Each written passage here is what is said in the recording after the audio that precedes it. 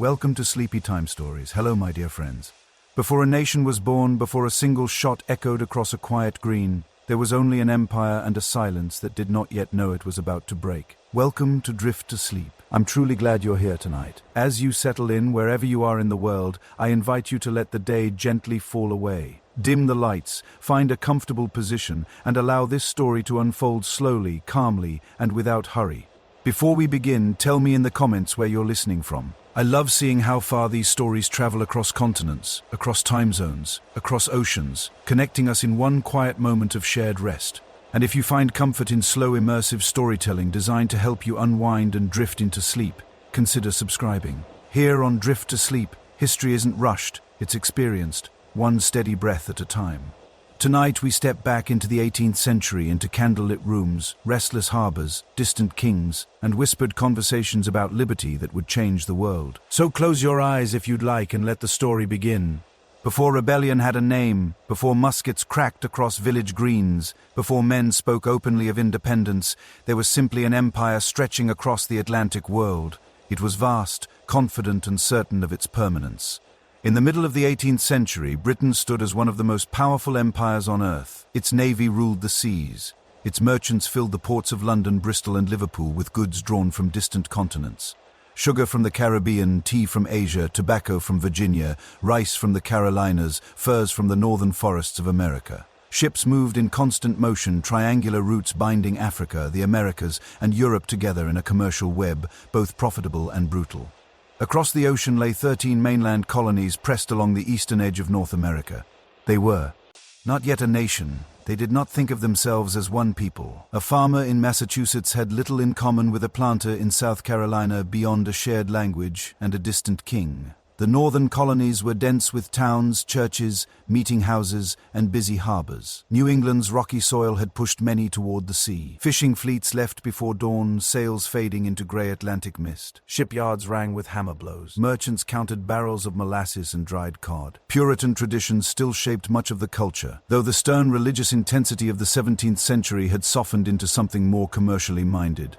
Further south, in colonies like Virginia and the Carolinas, the land grew warmer and richer. Tobacco fields stretched wide under humid skies.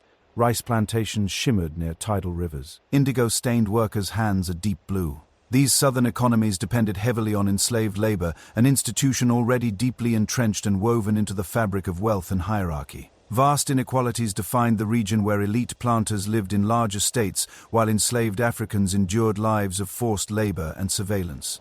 Between north and south lay the middle colonies: New York, Pennsylvania, New Jersey, and Delaware. They were culturally diverse and commercially energetic. Dutch merchants lingered in New York. Quakers shaped Pennsylvania. German farmers tilled inland fields. Ports bustled with multiple languages drifting across the docks. Though different in culture and economy, the colonies shared something essential. They were British. They read British newspapers weeks after printing. They followed debates in Parliament. They toasted the king's health in taverns lit by candlelight. Portraits of King George II and later King George III hung in public buildings. Colonial assemblies governed local affairs, but ultimate sovereignty rested in London. For decades, this arrangement seemed stable. The colonies had grown accustomed to a degree of autonomy. British officials were far away.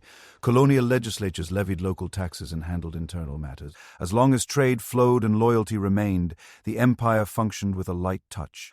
But beneath this calm surface, tensions quietly accumulated. The 18th century was an age of global war. European powers clashed repeatedly over trade routes, territory, and influence.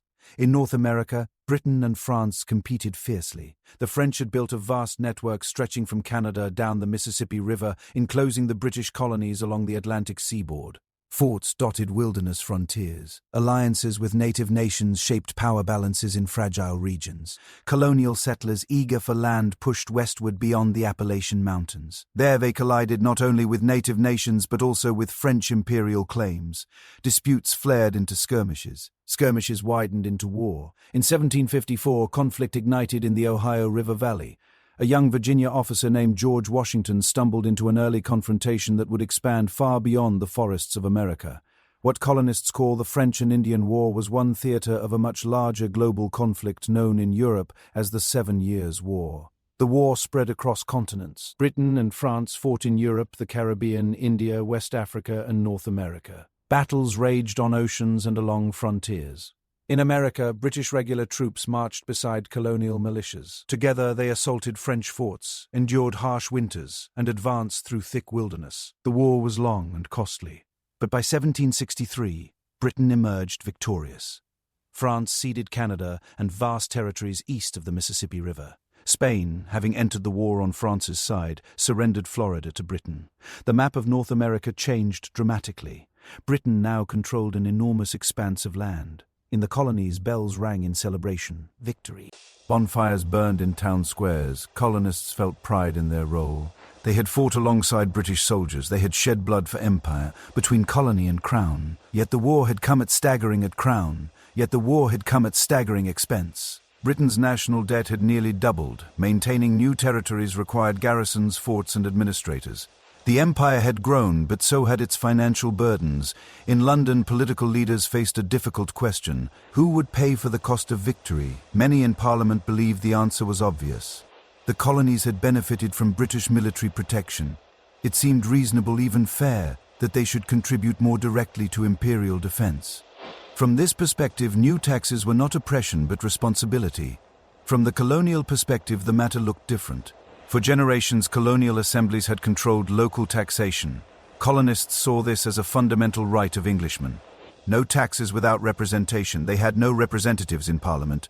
While they acknowledged Parliament's authority over imperial trade, internal taxation without colonial consent felt like a violation of established practice. At first, disagreements unfolded in pamphlets and speeches, polite yet firm. Few spoke of independence. Most colonists still considered themselves loyal subjects of the king. They protested policies, not monarchy itself. In 1763, another decision deepened unease. The British government issued the Proclamation Line, forbidding settlement west of the Appalachian Mountains. The aim was to stabilize frontier relations with native nations and avoid costly conflicts. To land-hungry colonists, however, the measure felt like betrayal. They had fought, they believed, for access to western lands. Now they were told to remain east of a line drawn across distant maps. Resentment did not explode immediately. It simmered. Trade continued. Ships crossed the Atlantic.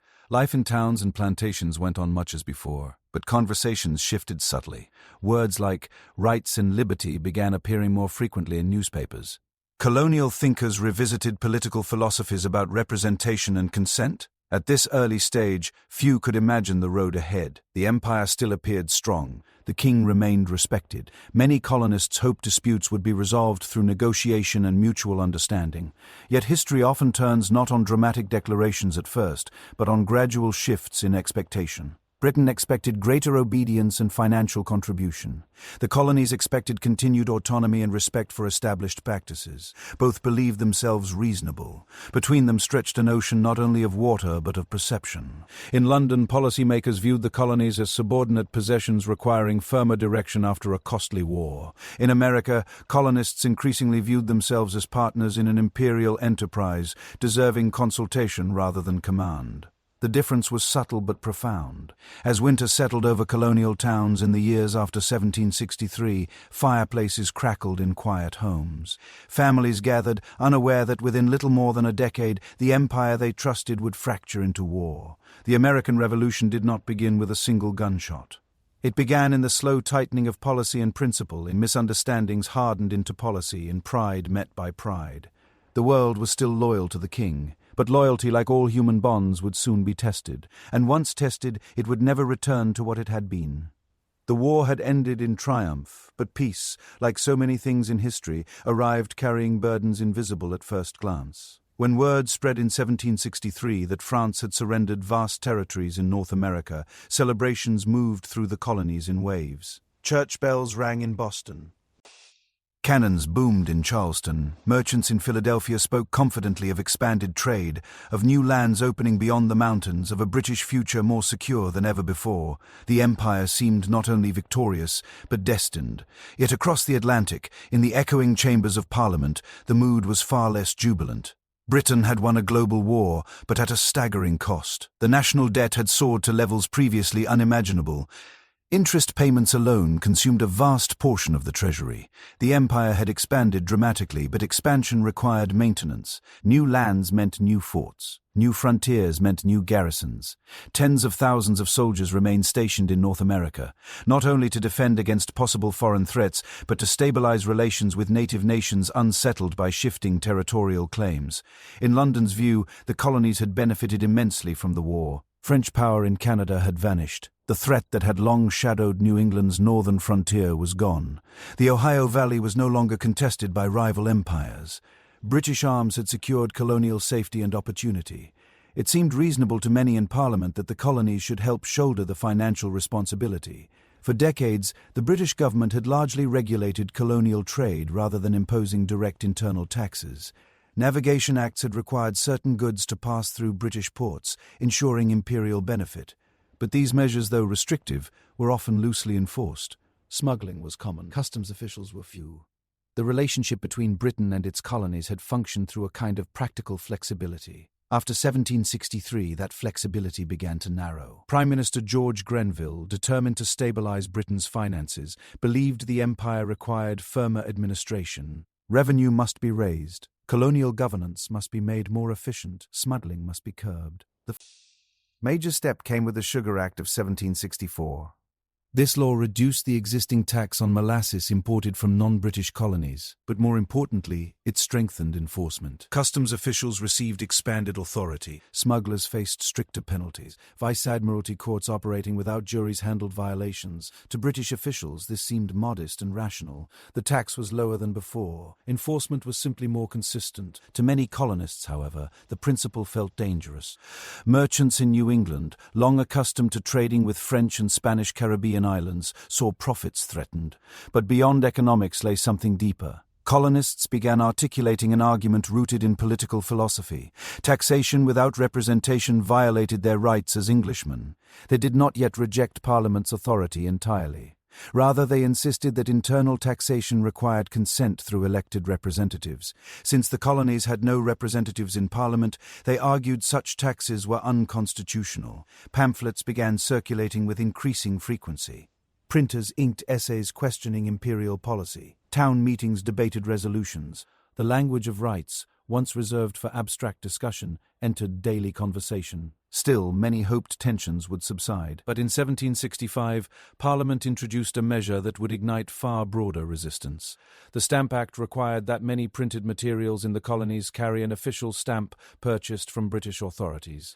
Legal documents, newspapers, pamphlets, playing cards, even almanacs would be taxed. Unlike trade duties, this was a direct internal tax affecting a wide range of colonists.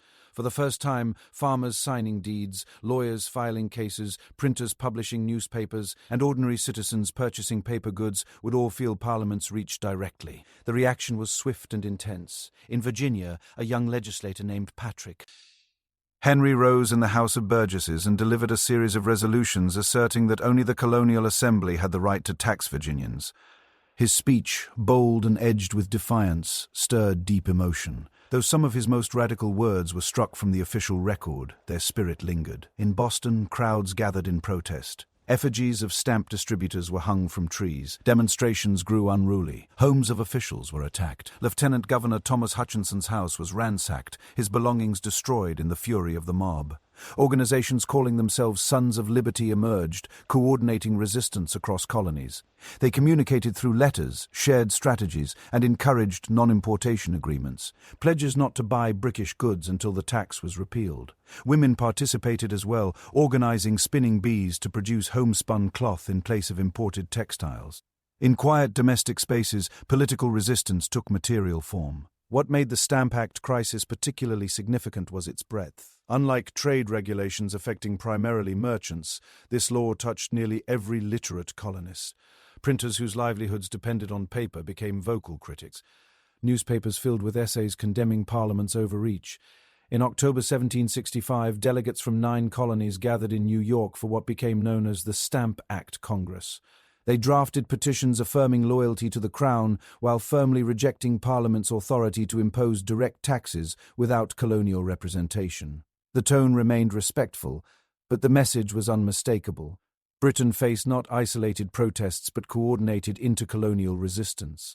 Back in London, merchants felt the effects of colonial boycotts. Exports declined. Economic pressure mounted. Parliament debated the wisdom of continuing the policy. In 1766, the Stamp Act was repealed. Celebrations erupted in the colonies. Bells rang once more. Many believed the crisis had passed, that mutual understanding had prevailed. But Parliament simultaneously passed the Declaratory Act, asserting its authority to legislate for the colonies in all cases whatsoever. The repeal soothed immediate tensions. Yet the underlying disagreement remained unresolved. The colonies believed they had defended constitutional rights. Parliament believed it had merely adjusted tactics while preserving ultimate authority. For a brief moment, calm returned. Trade resumed. Boycotts faded. Conversations shifted back toward daily concerns.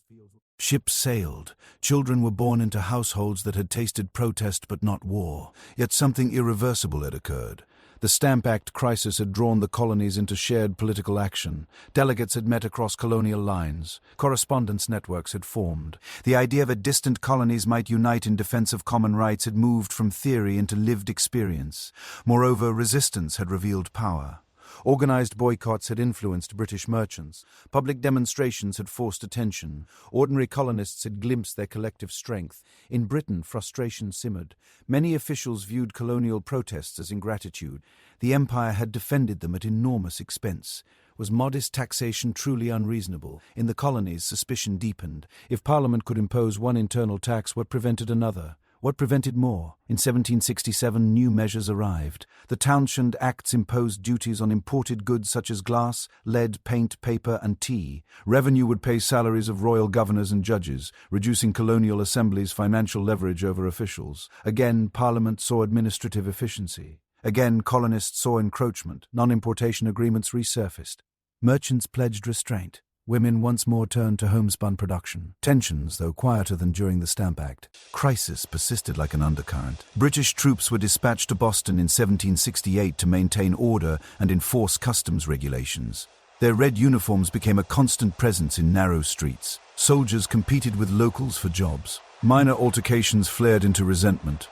The city, once merely a port of commerce and debate, now felt like an occupied space to many of its inhabitants. Through these years, few colonists openly demanded independence. Most sought restoration of what they believed had been the balanced relationship of earlier decades. They toasted the king even as they criticized Parliament. They distinguished between loyalty to the crown and opposition to specific policies. Yet step by step, policy by policy, misunderstanding hardened. In London, authority felt challenged. In America, liberty felt threatened. The cost of victory in 1763 had not been measured solely in pounds sterling. It had unsettled expectations, altered governance, and introduced a pattern of action and reaction that grew increasingly difficult to contain. Empires often assume endurance. Subjects often assume stability. But history moves through the quiet accumulation of grievances as much as through grand declarations. By the close of the 1760s, the Atlantic world felt different than it had a decade earlier. Trust had thinned. Words had sharpened. Soldiers stood where once there had been only merchants and fishermen. The war against France had united Britain and its colonies against a common enemy. Peace was slowly teaching them to see one another as adversaries. And though reconciliation still seemed possible, the space for it was narrowing with each passing year. Winter came hard to Boston in 1770. The harbour wind cut through wool and leather, sweeping down narrow streets and rattling shutters long after nightfall. Snow gathered in uneven drifts along crooked lanes. Chimneys breathed thin grey smoke into a pale sky. Beneath the surface stillness of the season, tension lay coiled. British soldiers had been stationed in the city for nearly 2 years. Their arrival in 1768 had been presented as a necessary measure to enforce customs laws and maintain order. Yet their presence had never felt neutral. Red-coated regiments drilled in public squares. Sentries stood guard before government buildings. Drums echoed at dawn and dusk. To some they represented imperial authority. To others they symbolized intrusion. Boston was not a large city. Its population hovered around 15,000. Its streets were intimate, its social circles overlapping. Soldiers and civilians crossed paths daily at markets, taverns, and docks. Competition for employment sharpened resentment. Off-duty soldiers sometimes sought work unloading ships or hauling goods, accepting wages lower than those demanded by local laborers. Arguments flared. Insults travelled quickly through tavern rooms thick with pipe smoke. Words grew harsher with each passing month. On the evening of March 5th, 1770, a confrontation began, not with a grand political speech, but with a boy and a sentry near the custom house on King Street. A young apprentice reportedly taunted a British soldier, accusing an officer of failing to pay a bill. The exchange escalated. Voices rose. The sentry struck the boy with his musket. Bystanders gathered. Snowballs were thrown, some packed with ice. Shouts filled the air. "Fire if you dare!" Voices taunted. The lone sentry, increasingly surrounded, called for assistance. Captain Thomas Preston arrived with additional soldiers. They formed a defensive line, muskets loaded, bayonets fixed. Before them stood a growing crowd of townspeople, sailors, labourers, apprentices, pressing closer despite warnings. Church bells began to ring, not as a signal of celebration, but as an alarm. More citizens poured into the street, drawn by sound and rumour. What happened next unfolded in seconds, yet would echo for years. Amid shouting, shoving, and the crack of thrown debris, a shot rang out, whether accidental or deliberate remains debated by historians. Smoke filled the cold air. Musket fire erupted in a ragged volley. When the smoke cleared, 5 colonists lay dead or dying on the snow-stained street. Among them was Crispus Attucks, a man of African and native descent, a sailor by trade. His body, along with the others, was carried away as shock rippled through the city. Blood darkened the snow. By morning, Boston was transformed. News spread rapidly through pamphlets and word of mouth. Engravings soon depicted the scene in stark, dramatic lines. Orderly redcoats firing mercilessly into an innocent crowd. The event was quickly named the Boston Massacre. The term itself shaped perception. Massacre suggested deliberate slaughter, not chaotic confrontation. Patriot leaders understood the power of language and image. Paul Revere's widely circulated engraving portrayed disciplined soldiers firing on defenseless civilians under the command of Captain Preston.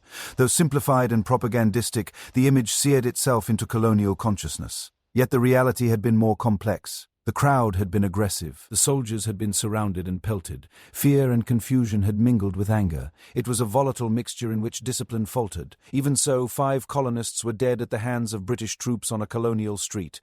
In the aftermath, a delicate moment unfolded. Patriot leaders sought justice, but also legitimacy. They understood that mob vengeance could undermine their claims of defending law and liberty. Captain Preston and the soldiers involved were arrested and charged with murder. To the surprise of some, they were defended in court by John Adams, a respected lawyer who believed in the principle of fair trial. Adams argued that the soldiers had acted in self-defense amid a threatening crowd. The trial lasted several days. Witnesses offered conflicting accounts. Ultimately, 6 soldiers were acquitted. 2 were found guilty of manslaughter and branded on the thumb as punishment. The verdict demonstrated something significant. Even amid deep tension, colonial courts upheld legal procedure. Patriots could claim moral high ground, having allowed due process rather than succumbing to mob retribution. Yet the emotional impact of the event lingered. Funerals for the victims drew large crowds. Bells tolled solemnly. The dead were remembered as martyrs to liberty. Annual commemorations kept memory alive. Speeches retold the story, emphasizing innocence and tyranny. The Townshend duties, already controversial, came under renewed scrutiny. Parliament, recognizing the volatility of the situation, repealed most of the duties in 1770, except for the tax on tea. That single retained duty, modest in revenue but significant in principle, would carry outsized consequence. For a few years after the Boston Massacre, tensions eased slightly. Trade resumed. The immediate crisis seemed to have cooled. British troops were withdrawn from Boston to an island in the harbour, reducing daily friction. But beneath the apparent calm, distrust had deepened. Colonial leaders continued organising through committees of correspondence, exchanging letters between towns and colonies to coordinate responses to imperial policy. These networks strengthened intercolonial unity. Ideas travelled faster. Grievances became shared property rather than isolated complaints. Meanwhile, in Britain, Parliament maintained its position. Authority must remain clear. The empire could not function if colonial assemblies claimed equal sovereignty. The tea tax, though small, symbolized that authority. By the early 1770s, a new complication emerged. The British East India Company, burdened by surplus tea and financial strain, sought relief. Parliament responded with the Tea Act of 1773. The act allowed the company to sell tea directly to the colonies at reduced prices, undercutting smugglers and colonial merchants. From a purely economic standpoint, colonial consumers would pay less for tea. Yet the tax remained embedded in the price, affirming Parliament's right to tax. For many colonists, this was the heart of the issue. In ports along the eastern seaboard, ships carrying East India Company tea arrived to mixed reception. In some cities, tea was quietly returned to Britain. In Boston, however, the situation grew tense. Governor Thomas Hutchinson insisted that the tea be landed and duties paid. Meetings were held at the Old South Meeting House. Crowds debated options. Deadlines loomed after which customs officials could seize cargo and unload it by force. On the night of December 16, 1773, a group of men, some disguised as Mohawk Indians, others simply darkened against recognition, moved silently toward Griffin's Wharf. They boarded 3 ships and worked methodically through the cold night, breaking open chests of tea and dumping their contents into the harbor. The water darkened with leaves. The Boston Tea Party, as it would later be known, was both theatrical and calculated. No other property was damaged. No crew members were harmed. The action was precise, focused solely on the tea. When morning came, the harbour carried the scent of steeping leaves. In London, reaction was swift and severe. Parliament viewed the destruction of private property as open defiance. If Boston was not punished decisively, imperial authority would erode further. In 1774, a series of measures known in Britain as the Coercive Acts were passed. In the colonies, they became known as the Intolerable Acts. Boston Harbor was closed until the tea was paid for. Massachusetts's charter was altered, limiting town meetings and increasing royal control. British officials accused of crimes in the colonies could be tried in Britain. Quartering provisions for troops were expanded. The intent was clear: isolate and discipline Massachusetts, but instead of isolating Boston, the measures... Sympathy throughout the colonies. Supplies were sent from Virginia, Pennsylvania, and elsewhere to support the city under blockade. What had been a local dispute increasingly felt continental. The closing of Boston Harbor transformed political resistance into something broader. Colonies that had once viewed Massachusetts' radicalism with caution now saw imperial overreach threatening their own liberties. In September 1774, delegates from 12 colonies gathered in Philadelphia for the First Continental Congress. They debated grievances and coordinated responses. While still professing loyalty to King George III, they asserted colonial rights and called for renewed boycotts of British goods. The empire stood at a crossroads. Snow would fall again in New England, ships would creak in frozen harbors, candles would flicker in meeting houses where men spoke carefully of rights and duties. But the distance between protest and war was shrinking. On a winter night in Boston, musket fire had cracked across King Street, staining snow with blood. It had not yet been revolution, but it had shown how quickly order could fracture, and once people have seen blood spilled in the name of authority, the world never feels quite as stable again. By the autumn of 1774, the empire no longer felt steady. The closing of Boston Harbor had not subdued Massachusetts. Instead, it had stirred something wider and more durable than outrage. Wagons loaded with grain and livestock rolled toward the beleaguered town from distant colonies. Letters of solidarity crossed muddy roads and restless seas. Where Parliament had intended isolation, it had produced connection. In Philadelphia, delegates to the First Continental Congress met in Carpenter's Hall beneath high windows that admitted the soft light of early fall. They were men of different temperaments and backgrounds, planters from Virginia, merchants from New York, lawyers from Massachusetts. Some were cautious, others fiery. Few spoke openly of independence. Most still hoped for reconciliation. Yet their gathering itself marked a profound shift. For the first time, colonies had assembled not merely to petition separately, but to deliberate collectively. They drafted a declaration of rights and grievances, asserting that Parliament had no authority to tax or legislate for them internally. They organized a continental association to enforce non-importation agreements. They pledged mutual support should any colony face further coercion. When Congress adjourned, delegates returned home to implement resolutions that quietly expanded local power. Committees of safety formed. Militias drilled more regularly. Powder and shot were inventoried. These measures were described as defensive, prudent, temporary.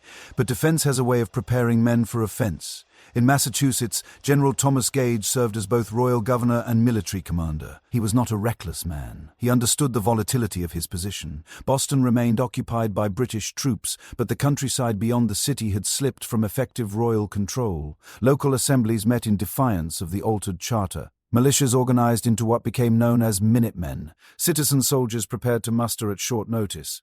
Through the winter of 1774 and into early 1775, rumors thickened the air. British patrols scouted rural roads. Colonial riders carried messages through cold night winds. Each side suspected the other of preparing for violence, yet neither wished to be blamed for beginning it. London, impatient with colonial defiance, instructed Gage to restore order and seize military supplies being stockpiled by the rebels. Intelligence reached him that arms and powder were stored in Concord, a small town some 20 miles northwest of Boston. The plan was conceived with care. On the night of April 18, 1775, approximately 700 British regulars would march quietly from Boston to Concord, destroy the supplies, and return before significant resistance could assemble. But secrecy proved elusive. Boston was a town of watchers. Patriot networks were alert. As British troops prepared to cross the Charles River under cover of darkness, riders were already moving through the countryside. Paul Revere and William Dawes set out along separate routes, warning that regulars were on the march. Lanterns briefly shone from the tower of the Old North Church, signaling the route of departure. Across fields and along winding roads, doors were knocked upon in urgent rhythm. The regulars are coming out. In the quiet hours before dawn on April 19th, militia companies stirred from sleep. Farmers left plows half repaired in barns. Blacksmiths pulled on coats over linen shirts. Muskets were taken down from hooks above hearths. Powder horns were filled with steady hands. In the town of Lexington, a small company of militia gathered on the green under Captain John Parker. They were not numerous, perhaps 77 men. They stood in loose formation, uncertain whether they would face confrontation or simply witness the passing of troops. As the British column approached at first light, their drums beating a measured cadence, the two groups came within sight of one another. The sun had not yet risen fully. The air held a fragile stillness. Major John Pitcairn rode forward, ordering the militia to disperse. Accounts differ as to the exact words spoken, but the message was clear. Lay down your arms and go home. Captain Parker, reportedly ill with consumption yet steady in bearing, instructed his men not to fire unless fired upon. They began to withdraw, some turning, others lingering. Then a shot rang out. To this day, the origin of that first shot remains uncertain. It may have come from a nervous militiaman, a British soldier, or even a bystander. What is certain is that within seconds, chaos erupted. British troops fired a volley. Militiamen scattered. Smoke drifted across the green. When the firing ceased, 8 colonists lay dead or dying. 10 more were wounded. 1 British soldier was injured. The British column moved on toward Concord. At the North Bridge in Concord later that morning, colonial militia companies gathered in greater numbers. As British troops searched the town and destroyed some supplies, tensions mounted. Smoke from burning materials rose against the sky. Militiamen advanced toward the bridge where a detachment of regulars stood guard. Again, orders were shouted. Again, confusion blurred intention. This time, the militia fired a coordinated volley. British soldiers returned fire, but soon began retreating toward the main column. The skirmish at the North Bridge marked a turning point. Colonial forces had not merely endured fire, they had returned it in organized resistance. The British began their long march back to Boston under a strengthening sun. Along the road, militia companies assembled in growing numbers, firing from behind stone walls, trees, and barns. The retreat became harrowing. Regulars trained for formal battlefields found themselves under constant harassment from concealed marksmen. By the time the column staggered back into Boston that evening, nearly 300 British soldiers had been killed, wounded, or missing. Colonial casualties numbered fewer, but were nonetheless grave. The day's events traveled swiftly by rider and rumor. Within days, news had reached distant colonies. The confrontation at Lexington and Concord was no longer a local clash. It was war. Yet even then, many clung to hope that reconciliation might still be possible. The Second Continental Congress convened in May 1775 in Philadelphia. Delegates faced a stark reality. Armed conflict had begun, but independence had not been declared. They moved cautiously but decisively. George Washington of Virginia was appointed Commander-in-Chief of the newly formed Continental Army, a choice meant to signal unity between northern and southern colonies. Efforts were made to secure supplies, organize regiments, and establish legitimacy. At the same time, Congress drafted the Olive Branch Petition, a final appeal to King George III, expressing loyalty and requesting intervention against what they described as parliamentary overreach. The petition would never achieve its intended effect. By summer, British reinforcements arrived in Boston under General William Howe, Henry Clinton, and John Burgoyne. The city remained occupied, but colonial forces now surrounded it in what became the Siege of Boston. Farmers and tradesmen encamped on hills overlooking the harbor, their tents visible against green slopes. On June 17, 1775, tensions culminated in a major engagement on the Charlestown Peninsula. Colonial forces had fortified Breed's Hill overnight, prompting a British assault. The Battle of Bunker Hill, as it came to be known, unfolded beneath a hot June sun. British troops advanced in disciplined lines up the hillside, red coats bright against smoke and grass. Colonial defenders low on ammunition were instructed to hold fire until the enemy was close. Twice the British advanced and were driven back with heavy losses. On the third assault, with colonial powder nearly exhausted, the redcoats overran the position. The colonists retreated in relative order. Though technically a British victory, the cost was staggering. More than 1,000 British casualties underscored the ferocity of colonial resistance. It was no mere rebellion of scattered mobs. It was organized defiance capable of inflicting serious damage. In London, the king declared the colonies in open rebellion. Hopes for swift restoration of order dimmed. In America, the line had been crossed. Blood had been shed, not in isolated incident but in sustained battle. The idea of independence, once whispered cautiously, began to surface more boldly. Still, through the smoke of Bunker Hill and the uneasy quiet that followed, uncertainty lingered. War had begun, but its outcome was unknowable. Empires had crushed rebellions before. Armies had dispersed insurrections with brutal efficiency. The British military remained one of the most formidable forces in the world. Yet something intangible had shifted. Ordinary men had stood against imperial troops and held their ground. Farmers had fired upon professional soldiers and survived the exchange. Colonies that once quarreled, among themselves now shared common cause. The road from Lexington had led not back to submission but forward into revolution. And as summer deepened into autumn, the 13 colonies found themselves poised between loyalty and separation, between empire and something entirely new. The next step would not come quietly. When summer settled over Philadelphia in 1775, the air inside the Pennsylvania State House grew heavy with heat and uncertainty. Windows were opened for relief, yet little breeze found its way into the chamber where delegates gathered once more. The Second Continental Congress did not convene as revolutionaries declaring a new nation. They assembled as men attempting to manage a crisis that had already outrun their control. Outside Boston, colonial forces still encircled the city. Inside Boston, British troops waited for orders and reinforcements. The countryside was tense but resolute. Militia companies drilled, powder was scarce. Discipline was uneven. Supplies were improvised. What had begun in April as spontaneous resistance was slowly becoming organized war. The Congress faced immediate practical demands. An army had formed, in fact. It now required structure in law. On June 14, 1775, the delegates voted to establish the Continental Army. The following day, they appointed George Washington as commander-in-chief. Washington's selection was deliberate. He was not the most vocal radical, nor the most experienced officer in European warfare, but he carried symbolic weight. A Virginia planter of dignified bearing, he embodied Southern participation in what had thus far been centered in New England. By placing a Virginian at the head of an army surrounding Boston, Congress signaled that this was not merely a Massachusetts rebellion. It was a continental struggle.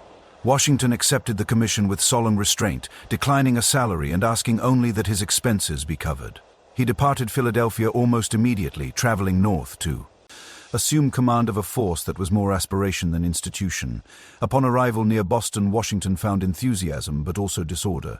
Soldiers lacked uniform clothing. Muskets varied in quality. Terms of enlistment were short, some expiring by year's end. Camp sanitation was poor. The army resembled a gathering of determined militias rather than a cohesive fighting force.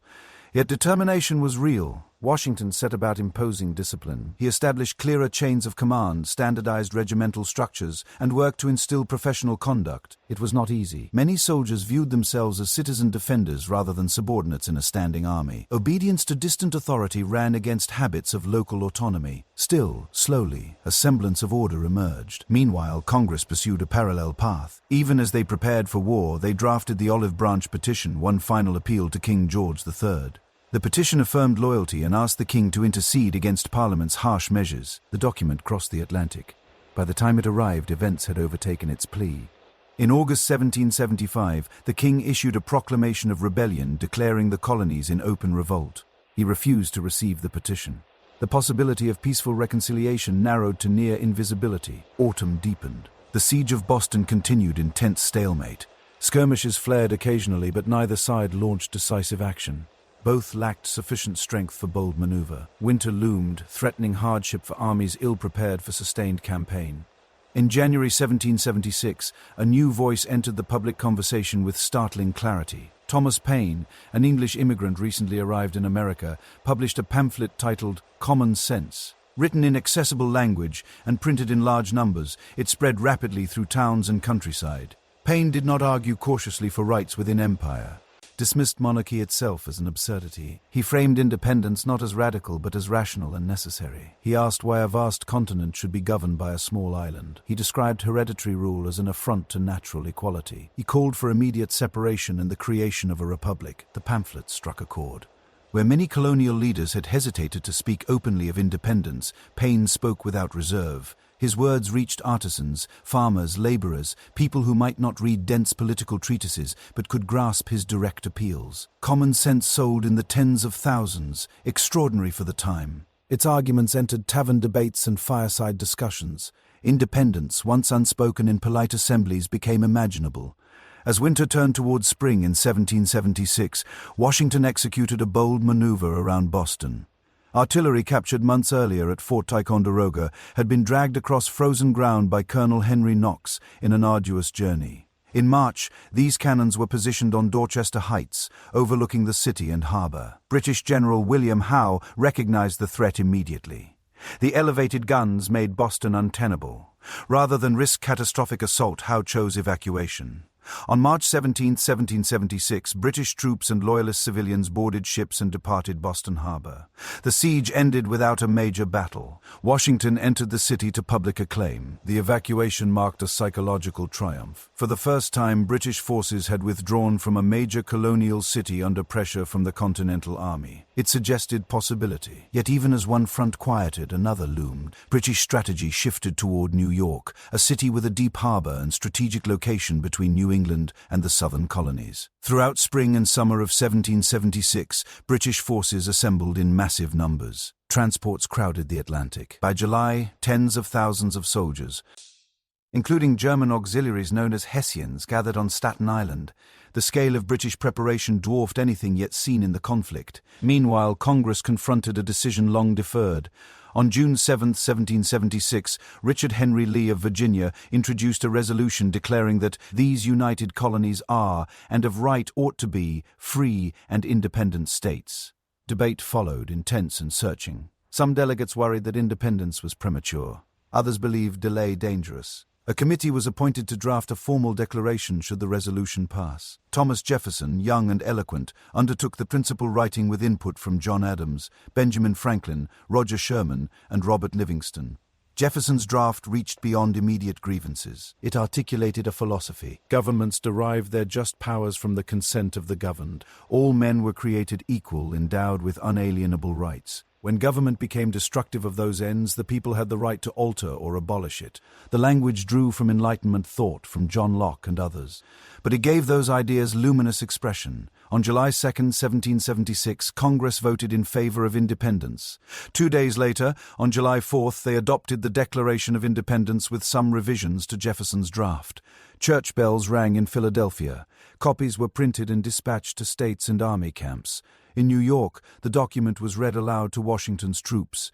Soon after, a crowd pulled down a statue of King George III, melting it into musket balls.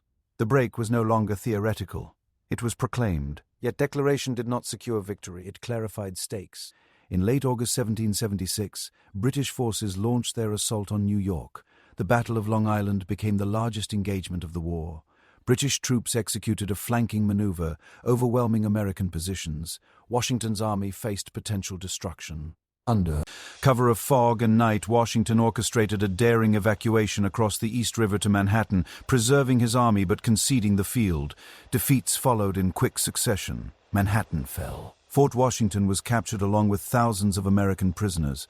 The Continental Army retreated across New Jersey, pursued by British forces. Morale plummeted. Enlistments expired. Soldiers slipped away to return home. By December 1776, the revolution seemed fragile. Washington's army crossed the Delaware River into Pennsylvania, reduced and exhausted.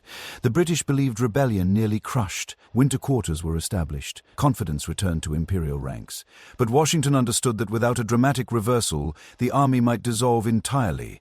On the night of December 25, 1776, amid sleet and biting wind, Washington led approximately 2,400 men back across the ice-choked Delaware. The crossing was perilous. Boats struggled against current. Artillery creaked over frozen ground. At dawn on December 26th, American forces surprised the Hessian garrison at Trenton. The engagement was brief but decisive. Nearly 1,000 prisoners were taken. Days later, Washington achieved another success at Princeton. These victories were small in scale compared to earlier defeats, but their psychological impact was immense. They demonstrated resilience. They revived morale. They suggested that the revolution remained alive. As the year closed, the American cause stood transformed. What had begun as protest against taxation had evolved into declared independence, defended by an organized, if fragile, army. The colonies were no longer subjects petitioning for redress. They were states in rebellion against empire, staking everything on uncertain outcome. The war would grow broader still. Foreign powers watched with interest. France, long humiliated by defeat in the 7 Years' War, saw opportunity in Britain's difficulties. But that chapter had yet to unfold. For now, amid winter camps and candlelit chambers, a new nation existed, not in stability but in defiance. It had declared itself before it had secured itself. And history would test whether declaration alone could sustain a revolution against one of the world's greatest empires. The winter victories at Trenton and Princeton did not end the war, but they altered its rhythm. What had felt like collapse in December 1776 became endurance in January 1777. The Continental Army, though still fragile, had demonstrated that it could strike, withdraw, and survive. Survival in that moment was everything. As spring approached, British strategy shifted once again. London's ministers believed the rebellion strongest in New England, and reasoned that if that region could be isolated from the middle and southern colonies, resistance might fracture. A plan emerged that centered on controlling the Hudson River corridor, severing New England from the rest of the colonies. General John Burgoyne would lead a force south from Canada along Lake Champlain and the Hudson Valley. A second column under Colonel Barry St. Leger would advance eastward from Lake Ontario. Meanwhile, General William Howe, based in New York, was expected to move northward to meet them. The convergence would trap New England. On paper, the plan was logical. In execution, it depended on coordination across difficult terrain and long distances. While Burgoyne prepared his expedition, Washington faced ongoing challenges. The Continental Army's enlistments were inconsistent. Supplies remained scarce. Congress struggled to finance the war. Paper currency depreciated rapidly. Farmers were reluctant to accept payment that might lose value before it could be spent. Throughout 1777, Washington maneuvered to protect Philadelphia, the seat of Congress and symbolic heart of the Revolution. Howe, however, chose a different path. Rather than moving north to meet Burgoyne, he sailed southward, landing near the head of Chesapeake Bay. His aim was to capture Philadelphia directly. The maneuver forced Washington into defensive engagements. In September 1777, the armies clashed at Brandywine Creek. British forces outflanked American positions, compelling Washington to retreat. Weeks later, the British entered Philadelphia. Congress fled the city, relocating first to Lancaster and then to York, Pennsylvania. The capital of the fledgling nation now lay in enemy hands.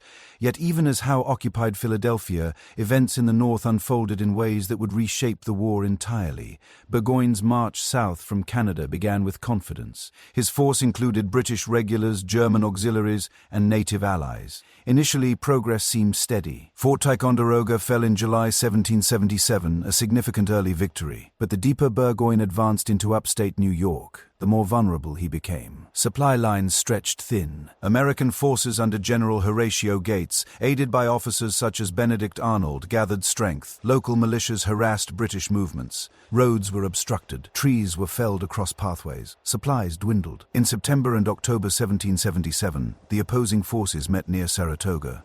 The engagements at Freeman's Farm and Beamy's Heights were fierce. American resistance stiffened. Burgoyne's options narrowed. On October 17, 1777, surrounded and with no viable escape, Burgoyne surrendered his entire army. The victory at Saratoga was monumental. It demonstrated that American forces could defeat a major British field army in an open campaign. More importantly, it altered international perception.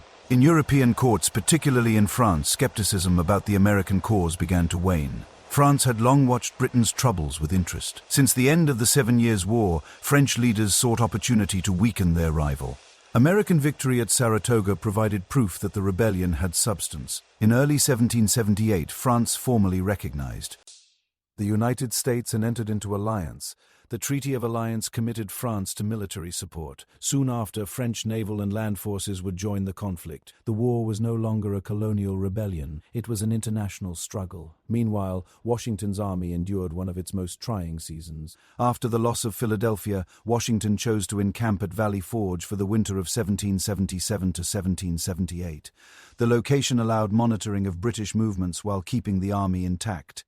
The winter was severe. Snow blanketed the ground. Supply shortages grew acute. Many soldiers lacked adequate clothing. Barefoot men left bloody footprints on frozen earth. Disease spread through crowded huts. Hunger gnawed at morale. Yet Valley Forge was not solely a story of suffering. It was also a crucible of transformation. Baron Friedrich von Steuben, a Prussian officer volunteering his service, arrived at camp and began drilling the troops in European military discipline.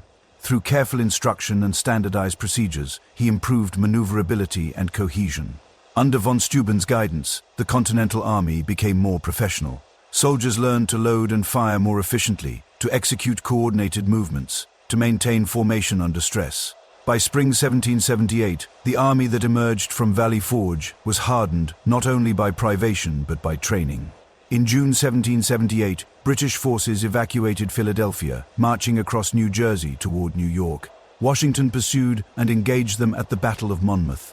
The battle was tactically inconclusive, fought under intense heat, yet the Continental Army held its ground against British regulars in sustained engagement. The war shifted again. British strategy began focusing increasingly on the southern colonies, where they believed Loyalist support stronger. Savannah, Georgia fell to British forces in late 1778.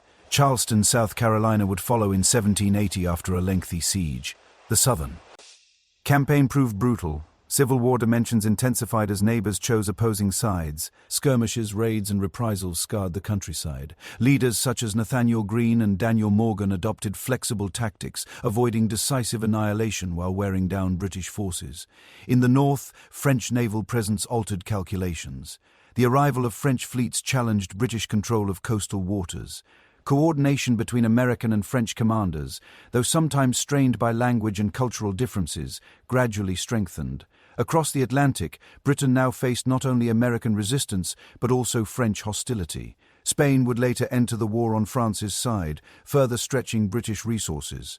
What had begun as an imperial dispute had expanded into global conflict once more. Through these years, uncertainty persisted.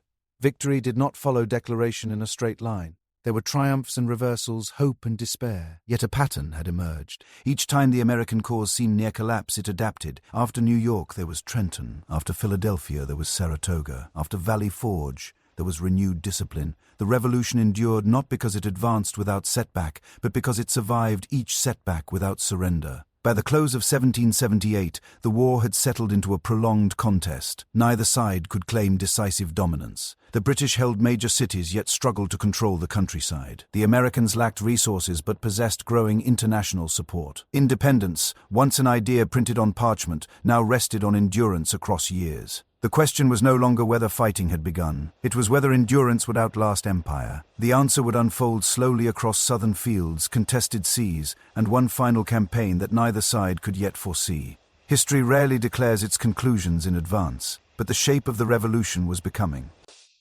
clearer. It would not be won in a single decisive moment. It would be won by persistence. By 1779, the war had changed in character. The early years had centered on New England and the middle colonies, on sieges and set-piece battles near Boston, New York, and Philadelphia. Now the conflict drifted southward into landscapes of humid air and vast plantations, where loyalties were divided and the lines between soldier and civilian blurred more dangerously than before. British leaders believed the southern colonies offered opportunity. They calculated that loyalist sentiment ran stronger in Georgia and the Carolinas than in the north. If royal authority could be restored there, a wave of support might roll upward, isolating and crushing rebellion from below. The strategy began with force. In December 1778, British troops captured Savannah, securing Georgia's principal port. The following year saw further advances. But it was in 1780 that the southern campaign deepened into something harsher. In May 1780, after a protracted siege, Charleston, South Carolina, fell to British forces under General Sir Henry Clinton. The surrender was devastating for the American cause. Thousands of Continental soldiers were taken prisoner. It marked one of the worst defeats of the war for the United States. With Charleston secured, British command passed in the south to General Charles Cornwallis. His mission was not merely to hold coastal cities, but to pacify the interior. That task would prove far more difficult. The southern backcountry was not easily subdued. Farms were scattered across rolling hills and dense forests. Communication was uneven. Allegiance was often personal rather than ideological. Some families remained loyal to the crown. Others supported independence. Many simply wished to be left alone. But neutrality grew impossible. As British forces pushed inland, they relied heavily on loyalist militias to maintain control. Patriot militias in turn mobilized to resist. Skirmishes erupted across the countryside. Raids burned homes. Prisoners were sometimes treated with little mercy. The war took on the character of civil conflict. One such flashpoint occurred in August 1780 at Camden, South Carolina. American forces under General Horatio Gates, hero of Saratoga, faced Cornwallis's army. The battle ended in crushing defeat for the Americans. Militia units broke under pressure. Gates fled the field. Once again, the Southern campaign seemed lost. Yet out of defeat emerged adaptation. Leadership in the Southern Continental Army passed to General Nathanael Greene, a commander of steady temperament and strategic patience. Greene understood that his forces could not defeat Cornwallis in direct confrontation. Instead, he adopted a strategy of division and maneuver. He split his army, sending General Daniel Morgan westward while he maintained another force elsewhere. The goal was to stretch British lines, compel Cornwallis to chase multiple threats, and exhaust his resources. In January 1781, Morgan's detachment met British Colonel Banastre Tarleton at the Battle of Cowpens.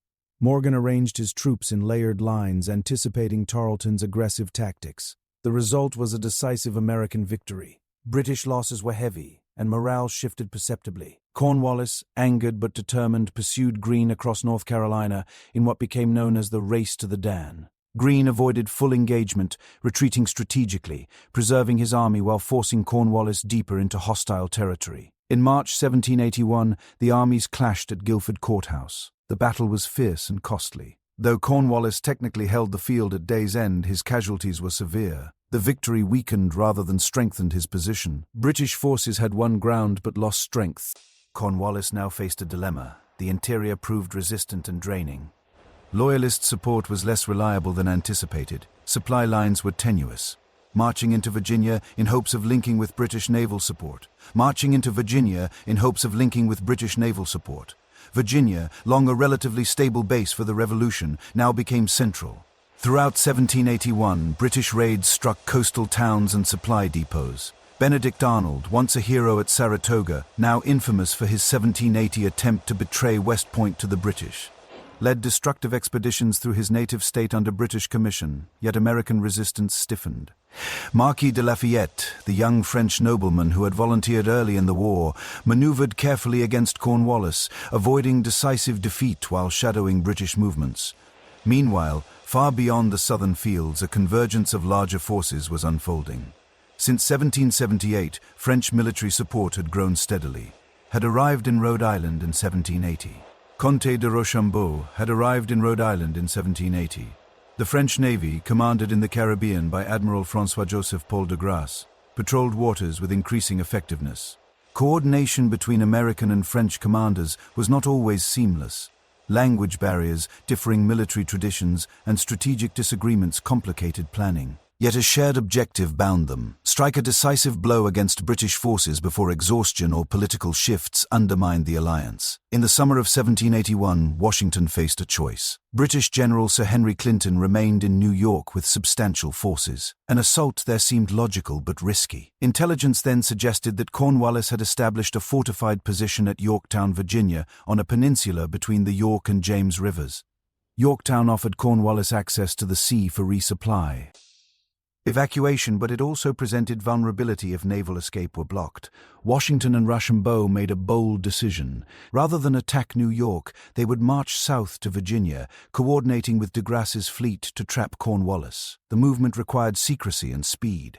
In August 1781, Allied forces began their march from New York toward the Chesapeake, masking their intentions from Clinton. Meanwhile, in early September, de Grasse's fleet engaged British naval forces at the Battle of the Chesapeake. The French victory prevented British ships from relieving Cornwallis. For the first time in the war, control of crucial waters shifted decisively away from Britain at a pivotal moment. By late September, Washington and Rochambeau had joined Lafayette near Yorktown.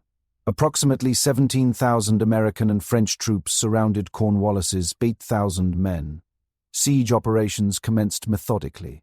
Trenches were dug under cover of darkness. Artillery positions were established. Cannon fire pounded British fortifications day after day. Earthworks crumbled. Morale inside Yorktown waned. British attempts to escape across the York River were thwarted by storms and French naval presence.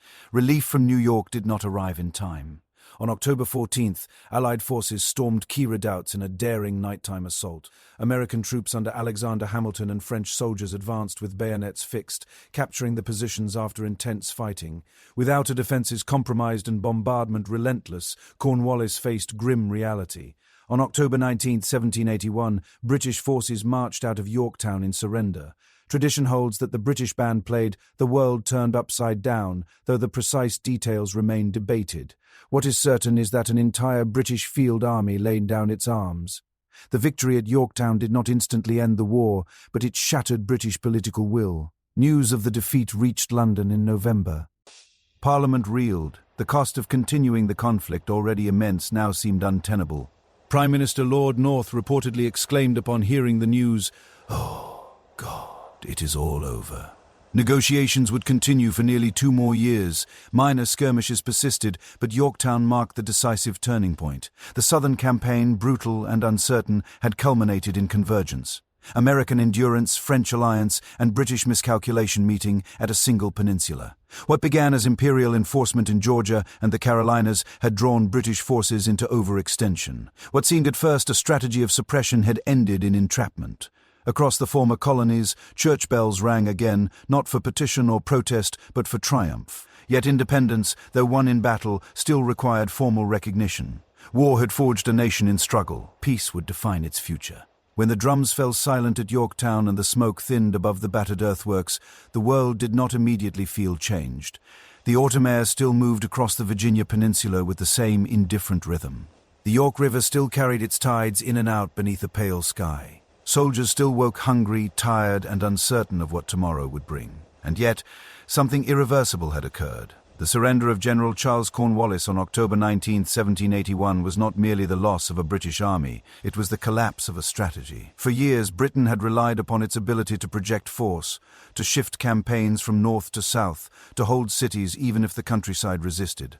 It had believed endurance favored empire. Yorktown suggested otherwise. Cornwallis's army had not been annihilated in open battle. It had been cornered, besieged, and denied escape by coordination between American persistence and French power. The victory belonged not only to the Continental Army, but to diplomacy, alliance, and patience. When formal surrender ceremonies took place, British soldiers marched out between lines of French and American troops. Many observers remarked on the visible weariness in their ranks. They had fought across continents, oceans, and climates. Now they laid down their weapons in a land once considered firmly imperial. George Washington did not attend the surrender in person. Instead, his second-in-command, Benjamin Lincoln, accepted it. The gesture carried quiet symbolism. Lincoln himself had been forced to surrender Charleston in 1780. Now he received the submission of a British army. History in that moment felt balanced. Yet even amid celebration, leaders understood that the war was not technically over. British forces still occupied New York, Charleston, and Savannah. The Royal Navy still commanded vast stretches of ocean. And Britain remained a global power engaged in war not only with America, but with France and Spain. The American cause had achieved a decisive victory. It had not yet secured peace. In London, news of Yorktown triggered political upheaval. Lord North's ministry fell in early 1782. A new government more inclined toward negotiation took shape. The British public, weary of war expenses and uncertain of further benefit, increasingly favoured settlement. At the same time, American leaders recognized that alliance with France, though essential in war, carried its own complexities in peace. France had entered the conflict seeking to weaken Britain and recover prestige lost in 1763. French interests did not always align perfectly with American ambitions, particularly regarding Western territorial claims and fishing rights. Negotiations required delicacy. In Paris, American commissioners including Benjamin Franklin, John Adams, and John Jay undertook discussions with British representatives. Franklin, already admired in French society, moved skillfully within diplomatic circles. Adams pressed firmly for recognition of American independence and expansive boundaries. Jay, cautious and strategic, navigated suspicions that France might prioritize its own advantage. Talks unfolded slowly through 1782 and into 1783. One of the most significant issues concerned territory. The Americans sought recognition not only of independence but of boundaries extending west to the Mississippi River, north to the Great Lakes, and south to Spanish Florida. Britain, eager to secure favorable trade relations in the future and to separate American interests from French and Spanish designs, proved more flexible than expected. On September 3, 1783, the Treaty of Paris was signed. Britain formally recognized the United States as free, sovereign, and independent. Boundaries were established largely along the lines American negotiators desired. Fishing rights off Newfoundland were secured. Debts owed to British creditors were to be honored. Loyalists were to face no further persecution, though implementation of that clause varied in practice. With ink on parchment, the war concluded. But peace brought challenges of its own. The Continental Army, having endured years of hardship, faced demobilization. Soldiers who had fought for promised pay and pensions worried whether Congress, strapped for funds under the Articles of Confederation, could fulfill obligations.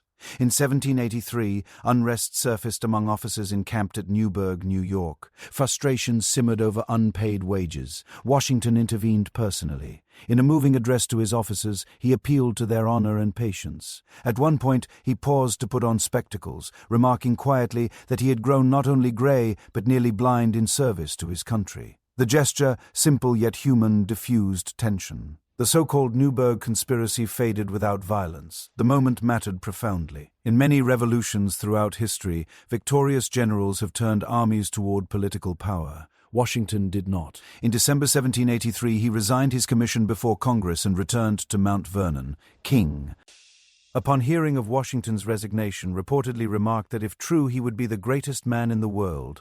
The act reinforced a principle that would shape the new republic: civilian authority over the military. Across the former colonies, celebrations mixed with uncertainty. Towns marked the departure of British troops. In November 1783, British forces evacuated New York City, their last major foothold. American troops marched in as British ships withdrew. The war had lasted 8 long years. For ordinary citizens, its cost was visible in burned farms, disrupted trade, widowed families, and unsettled debts. Enslaved people who had sought freedom by fleeing to British lines faced uncertain futures. Some were evacuated with British forces to Nova Scotia or the Caribbean. Native nations, many of whom had allied with Britain in hopes of restraining colonial expansion, now confronted an American republic eager for Western lands. Independence for some meant dispossession for others. The Articles of Confederation, drafted during the war, now governed the fragile Union. They created a loose confederation of states with limited central authority. Congress could not levy direct taxes. It depended on state contributions. Economic instability persisted. Interstate disputes simmered. Victory in war had not automatically created effective governance. Yet something profound had taken root. The revolution had transformed subjects into citizens. It had introduced into political reality the assertion that governments derive legitimacy from the consent of the governed. The Declaration's language, once radical, now framed national identity. Ideas born in pamphlets and debated in assembly halls had survived battlefield testing. The American Revolution did not resolve all contradictions. Slavery remained entrenched in the southern states and present in the north. Women, though active in boycotts, camp management, and household economies, did not gain political rights in the new order. Native nations were excluded from the political compact entirely, and yet the revolution altered expectations. It expanded the vocabulary of rights. It suggested that empire was not immutable. In Europe and beyond, observers took note. The American example would echo in France within a decade. It would influence debates in Latin America and elsewhere in years to come. Back in the quiet towns where resistance first stirred, life resumed familiar rhythms. Fields were planted. Ships sailed under a new flag. Children grew up in a republic rather than a colony. The war that had begun with disputed taxes had reshaped a continent. The phrase often attributed to the British band at Yorktown, "The world turned upside down," captured more than theatrical irony. An empire had lost 13 colonies. A collection of colonies had become a nation. A king's authority had yielded to the principle of popular sovereignty. Yet revolutions are rarely clean transformations. They are layered with compromise, unfinished promises, and ongoing struggle. As the last British sails disappeared beyond the horizon in 1783, the American experiment truly began. Independence was not the end of the story. It was the beginning of a new and uncertain one, and in the quiet that followed cannon fire, beneath skies no longer ruled by imperial decree, a republic stood, unproven, imperfect, but undeniably real. Peace brought relief, but it did not bring ease. When the cannons quieted and British troops departed, the 13 former colonies faced a reality far more complex than the struggle that had united them. War had forged cooperation through necessity. Peace demanded cooperation by choice. And choice, history often shows, can be far more difficult. The Treaty of Paris in 1783 recognized independence and granted expansive territory stretching to the Mississippi River. On maps, the United States appeared vast and promising. In practice, much of that land remained contested. Ground, native nations still occupied and defended their homelands. British forts lingered in parts of the Northwest Territory despite treaty terms. Spanish authorities controlled the Mississippi's mouth in New Orleans, limiting American access to crucial trade routes. The war had removed imperial oversight. It had not removed complexity. Under the Articles of Confederation adopted during the war in 1781, the new nation functioned as a loose alliance of sovereign states. Congress could declare war, negotiate treaties, and manage Western lands, but it lacked authority to levy direct taxes. It depended upon voluntary contributions from states that often arrived late or not at all.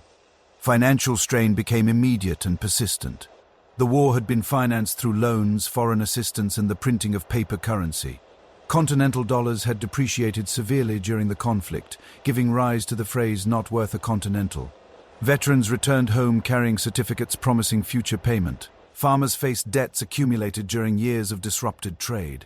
Economic dislocation ran deep. Each state pursued its own policies. Some imposed tariffs on goods from neighboring states. Currencies varied in value. Disputes over boundaries and trade regulations threatened unity. The sense of shared struggle that had bound the colonies during war began to thin under the pressures of local interest. In western Massachusetts during 1786 and 1787, economic distress erupted into open protest. Farmers burdened by debt and high state taxes, many of them veterans, faced foreclosure and imprisonment. Led by Daniel Shays, they organized resistance to court proceedings. What became known as Shays's Rebellion did not seek to overthrow the national government. It sought relief from economic hardship. Yet the uprising alarmed political leaders across the states. The Confederation government lacked power to intervene directly. Massachusetts ultimately raised its own militia. To suppress the rebellion, to many observers, the episode revealed the weakness of the existing system. If the national government could not maintain order or manage financial stability, could the republic endure? Even before Shays's rebellion, calls for reform had been growing. In 1786, delegates from several states met at Annapolis, Maryland, to discuss trade issues. The gathering was sparsely attended, but it issued a call for a broader convention to consider revisions to the Articles of Confederation. That convention convened in Philadelphia in May 1787. In the same Pennsylvania State House where independence had been debated 11 years earlier, delegates now gathered to address the structure of governance itself. George Washington presided, lending dignity and credibility to the proceedings. James Madison arrived with detailed plans for a stronger national framework. Alexander Hamilton advocated energetic federal authority. Others came cautious, determined to preserve state sovereignty. The task was delicate. Delegates quickly concluded that mere amendments to the Articles would not suffice. Instead, they drafted an entirely new constitution. Debate was intense and often contentious. Large states favored representation based on population. Smaller states demanded equal representation. The resulting compromise established a bicameral legislature, a House of Representatives apportioned by population, and a Senate granting equal representation to each state. Questions of executive power provoked careful scrutiny. Memories of monarchy were fresh, yet experience had shown that weak executive authority invited inefficiency. The Constitution created a single president elected indirectly through an electoral college, empowered to enforce laws, command armed forces, and conduct foreign policy within defined limits. Judicial authority, too, was clarified through the establishment of a federal court system. But some of the most profound tensions centered on slavery. Southern states, whose economies depended heavily on enslaved labor, sought protections within the new framework. Northern delegates, though not uniformly opposed to slavery, faced moral and political complexity. The resulting compromises, counting enslaved persons as 3/5 of a person for representation and taxation, delaying any ban on the international slave trade until 1808, revealed the unfinished contradictions of the Revolution. The Constitution was completed in September 1787 and submitted to the states for ratification. Debate erupted once more across newspapers and public meetings. Federalists argued that the new framework offered necessary strength and stability. Anti-federalists warned of centralized power threatening liberty. To secure broader support, proponents promised amendments safeguarding individual rights. These would become the Bill of Rights, ratified in 1791, guaranteeing freedoms of speech, religion, press, assembly, and protection against arbitrary government action. By 1788, the Constitution achieved the necessary ratifications. In 1789, George Washington was inaugurated as the first President of the United States. The former Commander-in-Chief, who had once led a ragged army across frozen rivers, now took oath as head of a constitutional republic. The transition from revolution to governance had been neither automatic nor smooth. It required reflection, compromise, and renewed debate. The war had secured independence. The Constitution sought to secure durability. Yet even as institutions formed, the broader implications of the Revolution continued unfolding. Native nations in the Ohio Valley resisted American expansion, leading to continued conflict. Western settlers pressed forward, eager for land promised by victory. The Mississippi River remained contested until the Pinckney Treaty of 1795 secured navigation rights with Spain. In the Atlantic world, the Revolution's example reverberated. In 1789, the French Revolution erupted. Inspired in part by American precedent, yet unfolding in far more radical and violent fashion, the language of rights and sovereignty spread, reshaping political discourse far beyond North America. At home, the young republic navigated fragile diplomacy between Britain and France, former enemy and former ally, now locked in renewed European war. The American Revolution then did not conclude neatly with surrender at Yorktown or signatures in Paris. It continued in constitutions drafted, debts negotiated, rebellions suppressed, compromises struck. It lived in the tension between liberty proclaimed and liberty practiced. For many citizens, daily life gradually resumed rhythms familiar yet altered. Taxes were now levied by representatives of their own choosing. Laws were debated in assemblies rather than decreed across an ocean. Flags bore new symbols. But the questions that had animated resistance, what is liberty, who holds power, who is included, remained alive. The revolution had broken imperial bonds. It had declared that authority must rest upon consent. Whether that principle would be honored fully or only partially would shape generations to come. In the quiet years after war, beneath skies no longer shadowed by red-coated regiments, the United States stood as an experiment. It was an experiment born of protest, sustained by endurance, and defined by aspiration.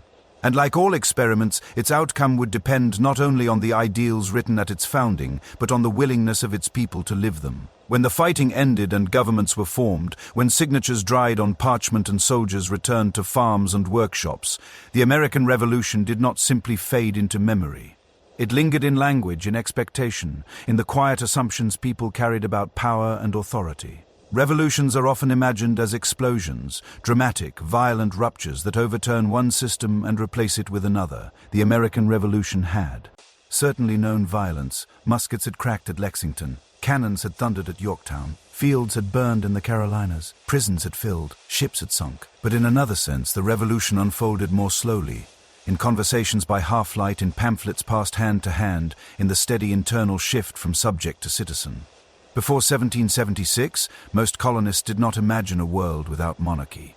Even those who resisted Parliament often spoke warmly of the king. Authority, though distant, was assumed to flow downward from a crowned head. After independence, authority flowed upward, at least in theory, from the people themselves. That conceptual inversion was profound. It did not erase hierarchy. Wealth remained unevenly distributed. Social rank persisted. Enslavement endured. Women were largely excluded from formal political power. Indigenous nations were marginalized and displaced. Yet the intellectual foundation had shifted. The Declaration of Independence had asserted that governments derive their just powers from the consent of the governed. The Constitution began with the words, "We the people." Those phrases carried weight beyond their ink. In the early republic, citizens tested the boundaries of this new political identity. Newspapers flourished. Political parties emerged, though many founders had warned against faction. Public debate became vigorous and sometimes bitter. Elections, once rare and limited in scope under imperial rule, became central rituals of civic life. The very act of disagreement within a shared constitutional framework marked something new. The revolution also altered relationships to land and expansion. With British restrictions lifted, settlers moved westward in increasing numbers. The Northwest Ordinance of 1787 established a process for admitting new states into the Union, declaring that territories would not remain colonies but could become equal members of the Republic. This approach was unprecedented. Empires traditionally held territories in subordinate status. The United States envisioned growth through incorporation. Yet expansion came at tremendous cost to native nations whose lands were claimed, negotiated away, or seized through force. The Revolution's language of liberty did not extend fully to those outside its political compact.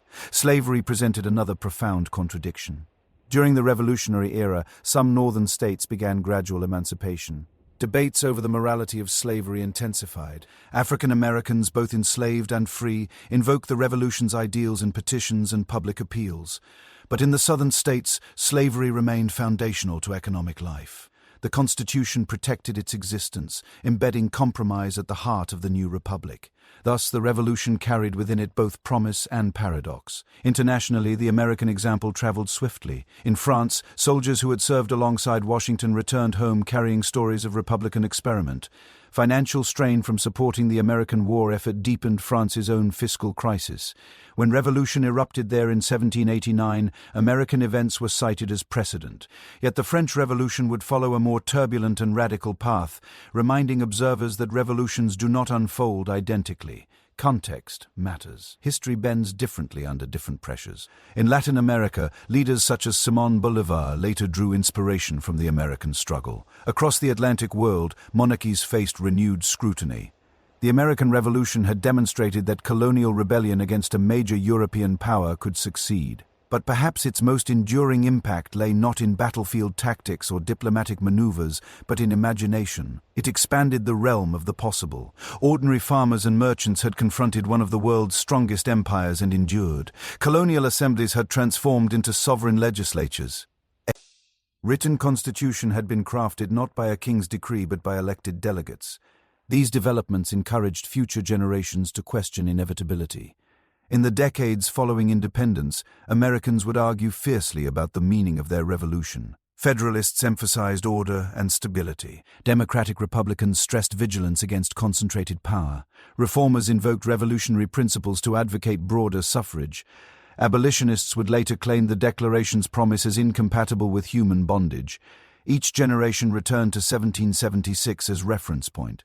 Even memory itself became part of the Revolution's legacy. Veterans gathered for commemorations. Monuments were erected. Stories of Valley Forge and Saratoga entered national lore. Figures such as Washington, Franklin, Jefferson, Adams, and Hamilton became subjects of admiration and debate. The Revolution moved from lived experience into shared narrative. Yet for those who had endured its years directly, memory was more complicated. Widows remembered absence. Veterans carried scars. Loyalists who had fled to Canada or Britain remembered loss of home and property. Enslaved individuals who had hoped freedom would follow war often found continuity instead.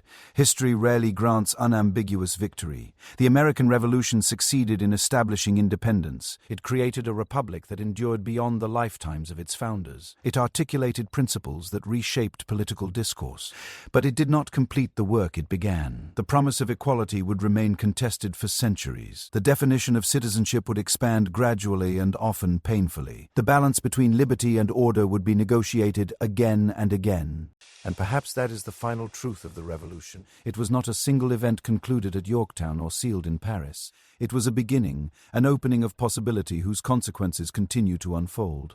In quiet towns along the Atlantic coast, where protests once stirred and red-coated soldiers once marched, life eventually resumed patterns familiar yet subtly transformed. Markets reopened, churches filled, ships departed under new flags. Children grew up reciting words that would have seemed radical only years before. They learned that authority came not from distant crowns but from collective will. They inherited not only land and language but expectation that government should be questioned, expectation that power could be limited, expectation that citizens, however imperfectly, possessed voice. As the 18th century gave way to the 19th and the generation of revolutionaries aged into memory, the United States remained an experiment, tested, amended, expanded, and challenged. The American Revolution had begun with grievances over taxes and representation. It ended by altering how millions understood sovereignty itself. Empires would rise and fall in the centuries to follow. Borders would shift. Technologies would transform daily life beyond anything imaginable in 1776. But the quiet assertion made in those years that a people might govern themselves continued to echo. And in that echo, long after muskets cooled and treaties were signed, the revolution endured. Long after the smoke of Yorktown had dissolved into clear autumn sky, long after the last British regiment departed New York Harbor in 1783, the American Revolution continued in ways less visible but no less powerful. Revolutions once set in motion do not simply conclude. They reverberate, they alter expectations, they shift the quiet assumptions beneath daily life. In the early years of the Republic, the landscape still bore the marks of conflict. Abandoned earthworks softened under. Grass, cannonballs lay half-buried in fields. Houses rebuilt after fires stood beside those that had survived intact. Veterans aged quickly. Some carried visible wounds. Others bore injuries less easily seen. They gathered on anniversaries of battles, recalling hunger at Valley Forge, the long retreat across New Jersey, the thunder at Monmouth, the suffocating heat at Yorktown. Their stories, told and retold, formed the first threads of national memory. Yet memory was not uniform. For loyalists who had fled during the war, some 60,000 by modern estimates, the revolution meant exile. Many resettled in Canada, Nova Scotia, the Caribbean, or Britain itself. They rebuilt lives elsewhere, carrying with them bitterness or sorrow, sometimes both. To them, the revolution had not been liberation, but displacement. For native nations, the revolution's aftermath proved devastating. Many tribes, including the Iroquois Confederacy, had allied with Britain, believing imperial restraint offered better protection against colonial expansion. With British defeat, that restraint vanished. American settlers pressed westward into the Ohio Valley and beyond. Treaties were negotiated, broken, renegotiated. Warfare continued along frontiers for decades. The revolution had promised liberty. It delivered expansion. For enslaved African Americans, the war years had brought fragile hope. British proclamations had offered freedom to those who fled rebel masters and joined imperial lines. Thousands took that risk. Some were evacuated with British forces at war's end, resettling in Nova Scotia or Sierra Leone. Others remained enslaved in the new United States. In the northern states, gradual emancipation laws began to dismantle slavery slowly over generations.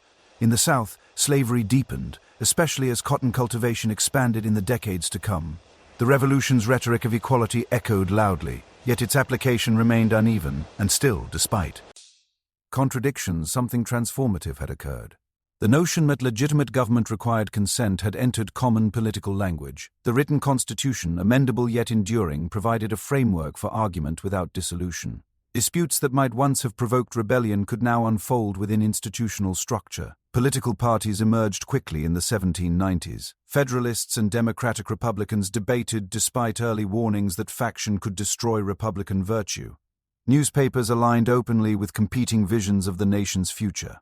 Debate became intense, sometimes deeply personal. Yet the existence of structured opposition itself testified to revolutionary change. In 1800, when Thomas Jefferson defeated John Adams in a bitterly contested presidential election, the transfer of power occurred peacefully. No army intervened. No crown imposed order. Authority shifted through ballots rather than bullets. Jefferson would later call it a revolution of 1800. Not because blood was shed, but because political power changed hands within constitutional bounds. The habits formed during the struggle against Britain had shaped expectations of accountability. Leaders were scrutinized, laws were contested, public opinion mattered. Abroad, observers watched carefully. In Europe, monarchs regarded the American experiment with a mixture of skepticism and unease.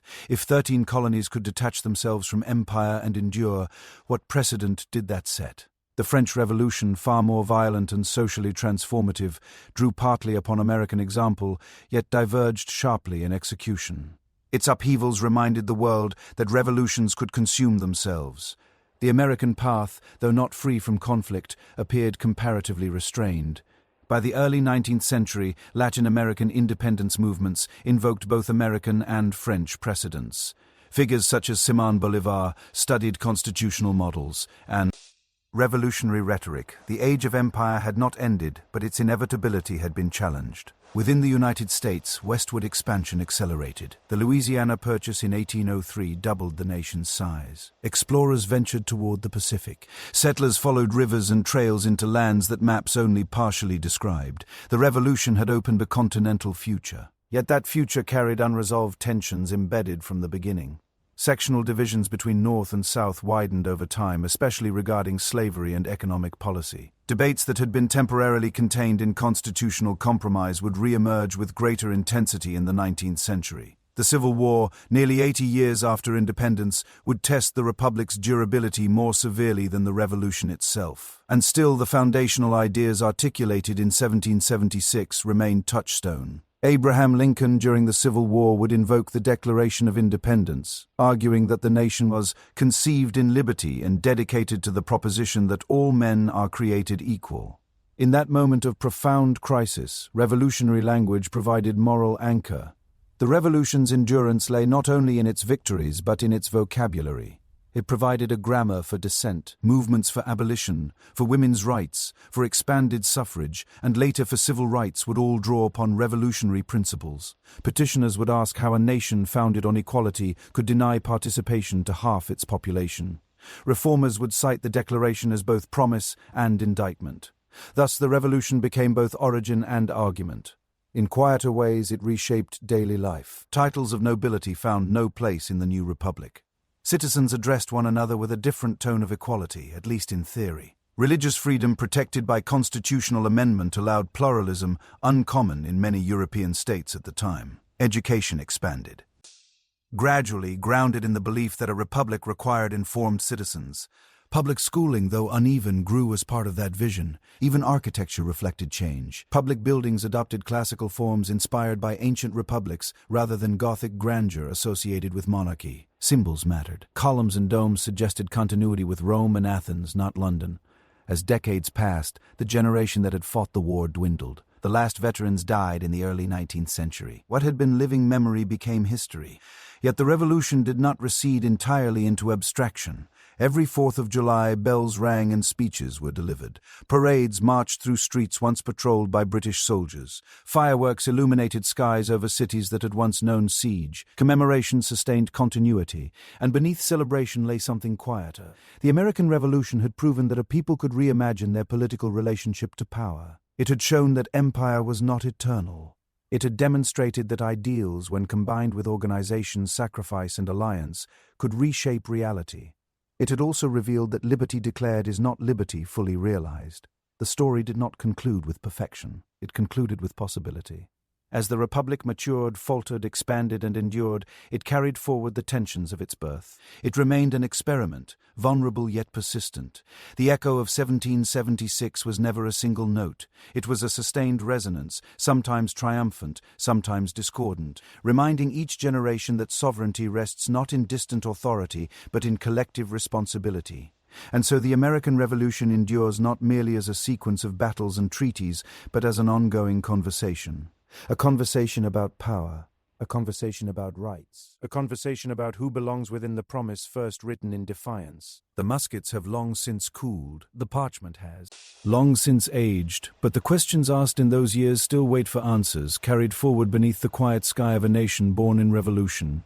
When revolutions end, there is no trumpet that sounds the final note. There is only quiet. After years defined by alarm bells, marching boots, cannon smoke, and urgent debate, the quiet that followed the American Revolution must have felt almost unfamiliar. No riders arrived at midnight with warnings of advancing regiments. No warships darkened harbors with threat. No proclamations from a distant king altered the course of daily life. Instead, morning returned in ordinary ways. Sunlight spilled across fields in Massachusetts where Minutemen had once assembled. Tidewaters lapped gently at Virginia shores where armies had converged. Church doors opened on Sundays without fear of occupation. Markets filled not with rumor of battle but with vegetables, cloth, tools, and grain. The storm had passed, yet storms changed landscapes. The United States that emerged from the Revolution was not simply a former colony freed from imperial rule. It was something newly imagined, a republic founded not on inherited authority but on articulated principle.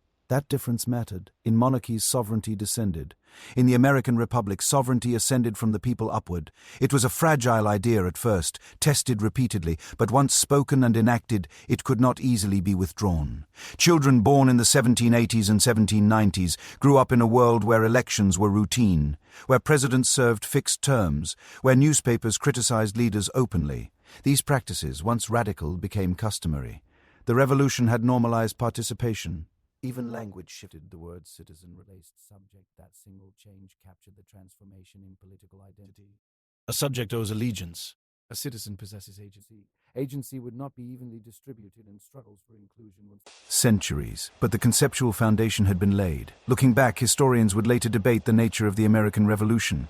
Some would emphasize its conservatism, noting that many colonial elites retained power after independence, that social hierarchies endured. Others would highlight its radicalism, the rejection of monarchy, the creation of a written constitution, the insistence that legitimacy derived from consent. Both interpretations hold truth. The revolution was restrained in some respects and transformative in others. It avoided the sweeping social upheaval that marked France in 1789. It did not dissolve class distinctions entirely, but it fundamentally altered the source of authority and the expectations of governance. Perhaps its greatest achievement lay in durability. Many revolutions burn brightly, then collapse. The American experiment persisted. It amended itself. It survived internal division. It expanded across a continent. It endured civil war and reconstruction. It adapted through industrialization and global conflict. Each generation reinterpreted its founding moment. In times of crisis, leaders returned to the Declaration of Independence. In times of reform, activists invoked the promise of equality. In times of doubt, the Constitution served as anchor. The revolution became a reference point, not a finished chapter, but a beginning continuously revisited. And yet, in the quiet spaces between anniversaries and speeches, its legacy lived in subtler forms. It lived in the expectation that leaders answer to voters. It lived in the assumption that laws can be debated and revised. It lived in the idea that disagreement need not mean disintegration. These habits, once revolutionary, became ordinary. But it is worth remembering how improbable they once seemed. In 1775, 13 colonies stood divided by geography, economy, religion, and custom. They possessed no standing national army, no established treasury, no unified identity beyond. Loose allegiance to Britain. Few could have predicted that within a decade they would declare independence, win a global war, draft a constitution, and inaugurate a president chosen without bloodshed. History often appears inevitable in hindsight. In its moment, it is anything but. The American Revolution might have failed at many points. It might have fractured into regional conflicts. It might have succumbed to British military power. It might have dissolved under financial strain. Instead, it endured, not because victory was certain, but because persistence proved stronger than prediction. And so when we look back across the long arc from Lexington's first uncertain shot to the steady transfer of power in the early republic, we see more than battlefields and treaties. We see a gradual awakening to the idea that people could shape their political destiny. That awakening did not resolve every injustice. It did not eliminate inequality. It did not guarantee wisdom in governance. But it altered the horizon of possibility. Under night skies in the years after independence, when candles were extinguished and households settled into rest, the Republic remained fragile but real. The world beyond its borders remained uncertain. Challenges lay ahead: economic turmoil, partisan conflict, foreign entanglement, sectional tension. Yet beneath those challenges lay a foundation poured in revolution. The empire that once governed from across the sea had faded from daily life. In its place stood a nation responsible for itself. Responsibility is heavier than rebellion. It lacks the clarity of opposition. It demands patience where revolution demands courage. And still the United States accepted that burden. The American Revolution was not merely a war for independence. It was a redefinition of sovereignty. It was a declaration that authority must answer to those it governs. It was a claim imperfectly fulfilled, endlessly debated, that liberty is not granted from above but secured from within. The muskets have long since rusted. The camps at Valley Forge have long since vanished into grass. The ships that carried British troops home have long since returned to dust. But the questions asked in that era remain alive wherever people consider the nature of power. Who governs? By what right? With whose consent? In those questions, the revolution endures, and as history continues to unfold, generation after generation, the quiet after the storm reminds us that the work of liberty is never finished, only carried forward. If one were to walk through the American countryside in the years just after independence, nothing about the soil would reveal that a revolution had occurred. The same wind moved across fields of corn and tobacco. The same rivers traced their quiet paths toward the sea. The same stars shone over wooden farmhouses and brick towns, and yet the people beneath those stars were living inside an unfinished promise. The revolution had declared that all men are created equal. It had insisted that governments derive their just powers from the consent of the governed. It had framed liberty not as privilege but as birthright. But ideals written in ink do not immediately transform reality. In the southern states, slavery remained embedded in law and economy. Enslaved men, women, and children had heard the language of liberty. Some had fought in the war. Some had fled to British lines seeking freedom. Some had petitioned legislatures using the rhetoric of natural rights. Yet for most, daily life after 1783 resembled daily life before it. The contradiction was visible but unresolved. In northern states, gradual emancipation laws began to chip away at slavery's legal structure. Children born after certain dates would be freed upon reaching adulthood. It was a cautious, incremental approach. Less rupture, more transition. Still, even in the North, racial equality remained distant. The revolution had opened a moral argument that would echo for.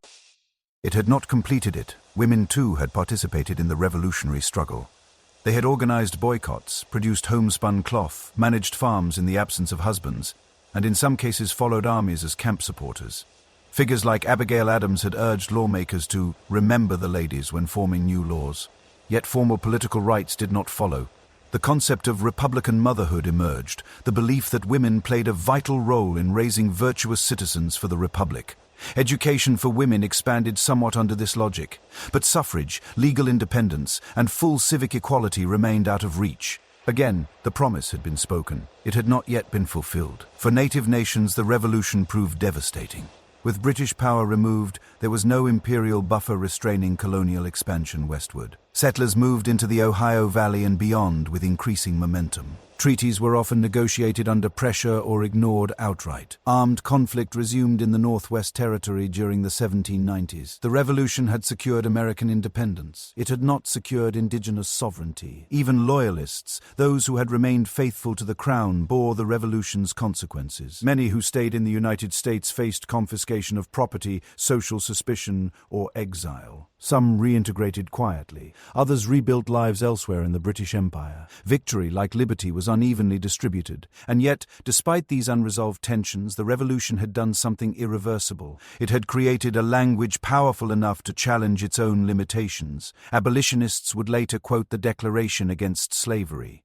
Women's rights advocates at Seneca Falls in 1848 would model their declaration of sentiments directly on Jefferson's words. Civil rights leaders centuries later would stand on the same rhetorical ground, asking the nation to live up to its founding creed. Revolution had not solved injustice. It had made injustice harder to justify. That distinction mattered. In monarchies, inequality could be defended as tradition, as divine order, as inevitability. In a republic founded on equality, inequality demanded explanation. It required argument. It invited challenge. And so the revolution became not a completed act, but a measuring standard. Each generation would hold the nation against its founding ideals and ask, are we yet what we declared ourselves to be? That question is not quiet. It is not gentle, but it is enduring. In the decades after independence, as political parties formed and dissolved, as territories became states, as industry began to hum in northern cities and cotton plantations expanded in the south, the republic continued to grow. It grew in confidence, it grew in contradiction, it grew in ambition. Foreign observers remained uncertain whether it would last. Some predicted fragmentation. Others expected monarchy to return in different form, but the constitutional framework held. Power transferred without coups. Disputes unfolded within institutions. Amendments were debated rather than battles fought, at least for a time.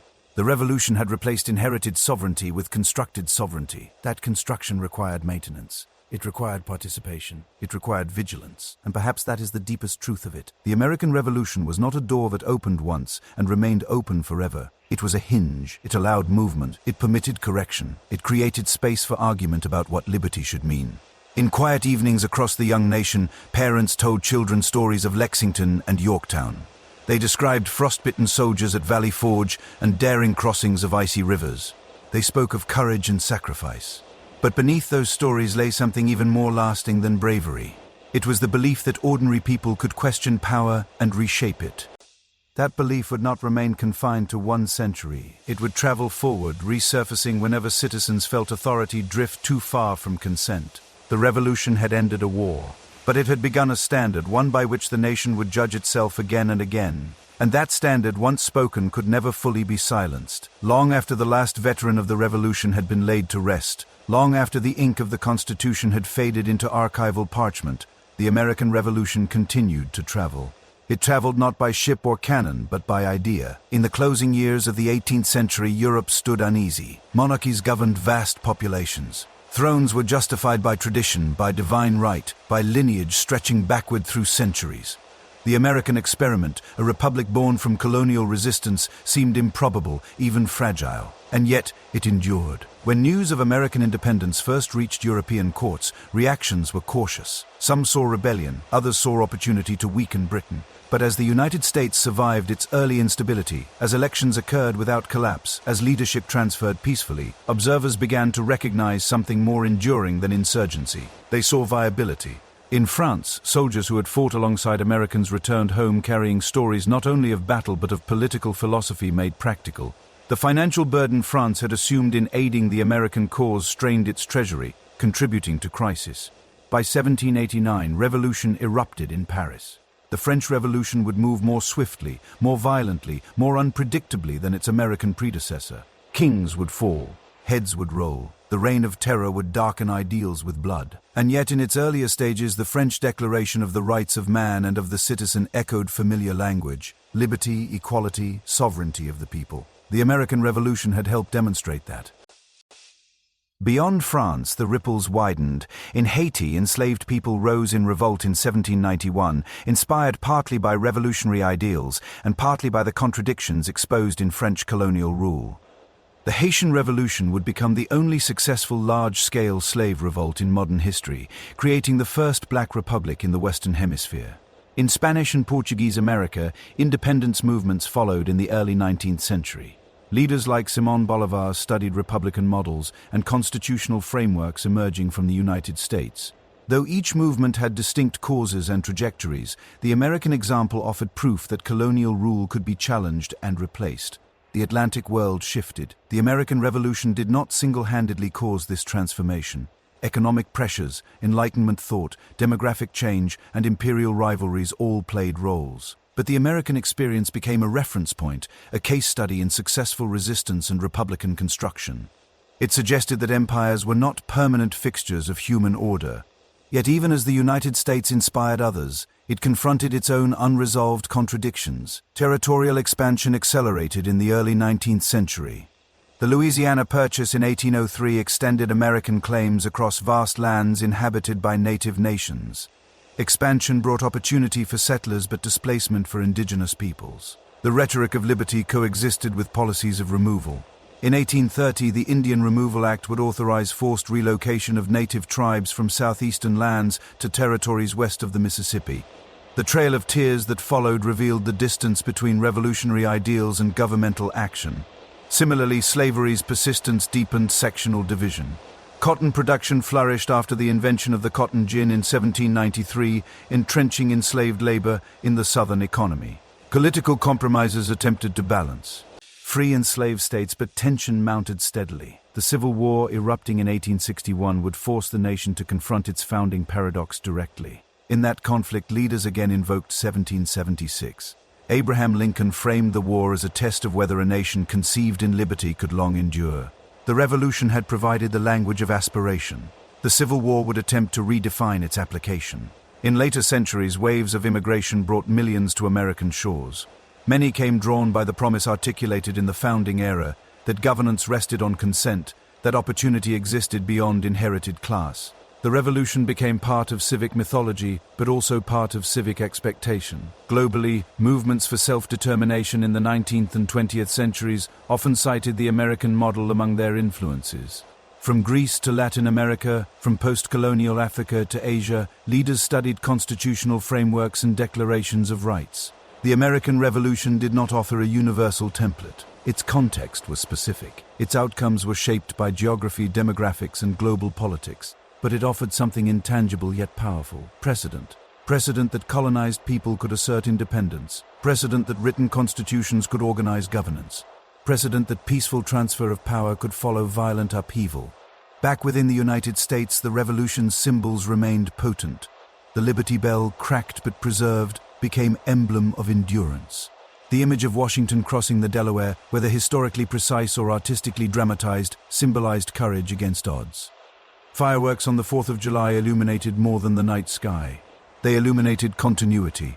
Yet for all the pageantry, the revolution's most enduring contribution may be quieter.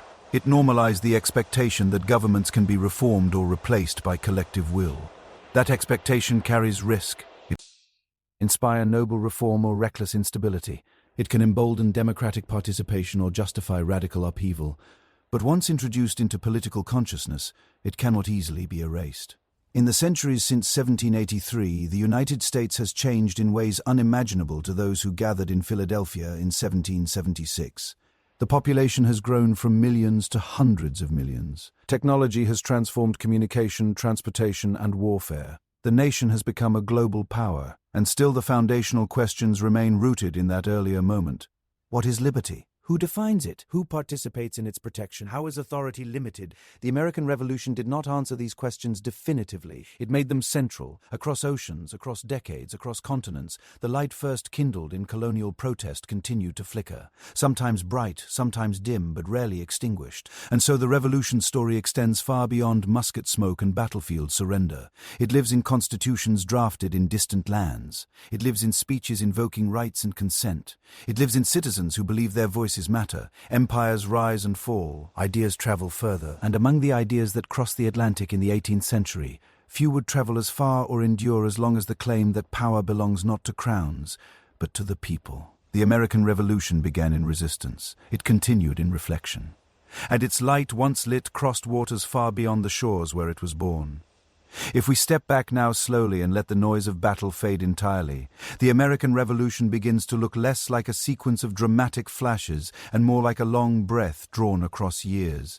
It began not with certainty but with unease, a tax on paper, a duty on tea, a regiment quartered in a restless town, snow falling on King Street, a musket discharging in early morning light on Lexington Green. At the time, no one standing in those moments could see the full shape of what was forming.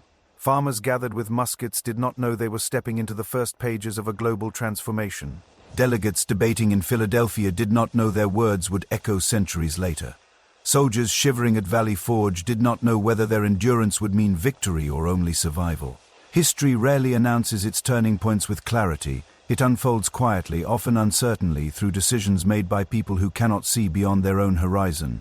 And yet, when viewed across distance, a pattern emerges. The revolution was not inevitable, it was not guaranteed, it was not ordained by destiny. It was shaped by choices, cautious choices, bold choices, desperate choices made in moments of tension and doubt. There were points at which it could have failed. After the rout in New York, when Washington's army dwindled and enlistments expired, the cause might have dissolved into exhaustion. After the fall of Charleston, the Southern campaign might have broken morale entirely. After years of inflation and unpaid wages, the army might have fractured from within. But it did not. Instead, it bent without breaking.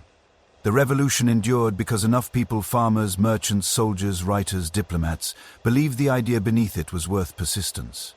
Not perfection, not certainty, but persistence. And that idea at its simplest was this: authority must answer to those it governs. That assertion challenged centuries of inherited structure. It did not eliminate hierarchy or injustice. It did not immediately expand liberty to all. But it planted a principle that would resist easy suppression. The revolution also revealed something deeply human about power. Empires appear vast and immovable. Their flags fly across oceans. Their armies march in disciplined lines. Their laws extend across continents. But empires depend upon consent as surely as republics do, even if that consent is reluctant or assumed. When consent fractures, authority must either reform or enforce. Britain chose enforcement. The colonies chose resistance. Between those choices lay 8 years of war. When Cornwallis surrendered at Yorktown, it was not simply a battlefield defeat. It was recognition that force alone could not restore what had been altered. The relationship between ruler and ruled had changed. Yet perhaps the most remarkable moment of the revolution did not occur in battle at all. It occurred when George Washington resigned his commission. After leading an army through hardship and triumph, he relinquished power voluntarily. He did not crown himself. He did not seize control. He stepped away. In that act, quiet and restrained, the revolution affirmed its own purpose. The goal had never been to replace one ruler with another. It had been to redefine rule itself. As years passed and the Constitution was drafted, debated and ratified, the young republic institutionalized what the revolution had fought to secure. Power would be divided. Authority would be limited. Rights would be enumerated. It was an imperfect structure born of compromise and contradiction, but it held. And holding is no small achievement. Across centuries, many revolutions have burned fiercely only to collapse into tyranny or fragmentation. The American experiment endured not because it avoided conflict, but because it created mechanisms to manage it. Disagreement became lawful rather than lethal. Elections replaced coups. Amendments replaced insurrection. That transformation from violent rupture to structured argument may be the revolution's most enduring legacy. Yet as we reflect, it is important to remember that the revolution did not belong solely to famous names carved into marble. It belonged to unnamed soldiers who marched barefoot, to women who spun cloth in quiet defiance, to printers who risked prosecution for inked words, to farmers who left fields to stand in uncertain lines, to enslaved people who heard liberty spoken and dared to hope, to indigenous nations who watched empires shift around them. The revolution touched each differently. For some, it brought expanded freedom. For others, displacement. For many, complexity beyond easy summary. And perhaps that is fitting. No revolution resolves all contradictions. It begins conversations that outlive its founders. The American Revolution began as a protest against policy. It became a war for independence. It matured into a framework for governance. And it evolved into a standard against which the nation would measure itself again and again. That measurement continues. Whenever citizens debate the limits of authority, they stand in its shadow. Whenever rights are asserted, they echo its language. Whenever peaceful power changes hands, they reaffirm its principle. The long breath drawn in 1775 did not end in 1783. It continues still. And now, as we near the quiet close of this long journey through history, we can see the revolution not as a distant spectacle, but as a living foundation. It was made by ordinary people facing extraordinary uncertainty. It survived because enough of them chose endurance over surrender. It remains because the questions it raised remain alive. The wind that once carried the scent of gunpowder across colonial fields now moves softly over towns and cities built in its aftermath. The muskets are silent, the parchment has aged, but the idea that power rests ultimately with the people continues to breathe. Now at last the noise has faded completely. No drums roll in the distance, no cannons answer across the water, no rider gallops through the night carrying urgent... Only quiet, if we return in our minds to that long Atlantic coastline of the 18th century, to the wooden docks of Boston, the tobacco fields of Virginia, the narrow streets of Philadelphia, we find those places no longer trembling with uncertainty, but resting in the slow rhythm of ordinary life. The revolution has passed through them like a storm, and what remains is not the storm itself, but the altered air afterward. The American Revolution did not create perfection. It did not erase injustice or prevent future conflict. It did not resolve every contradiction written into its founding moment. But it did something that endures more quietly than gunfire. It shifted belief. Before the revolution, power flowed downward from king to parliament, from empire to colony. Afterward, power flowed upward, at least in principle, from citizen to representative, from governed to government. That reversal changed the architecture of expectation. It meant that authority could be questioned without treason. It meant that laws could be amended without rebellion. It meant that leadership could change without blood. Those ideas were fragile at first. They required reinforcement. They required structure. They required trust that disagreement would not unravel the whole. And over time, they became habits. The revolution's greatest legacy may not be found in monuments or battlefields, but in that habit, the habit of self-government. When voters stand in quiet lines to cast ballots, when courts interpret written law, when citizens gather to debate public questions, when peaceful transitions of power occur without soldiers in the streets. In those moments, the revolution breathes. It is easy across centuries to imagine history as distant and sealed, but the American Revolution is not sealed. It remains unfinished in its promise, ongoing in its implications.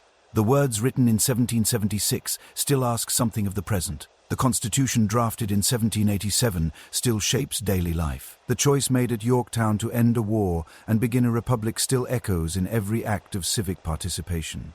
And yet beneath all of this, there is something gentler. The revolution was not only grand speeches and decisive battles.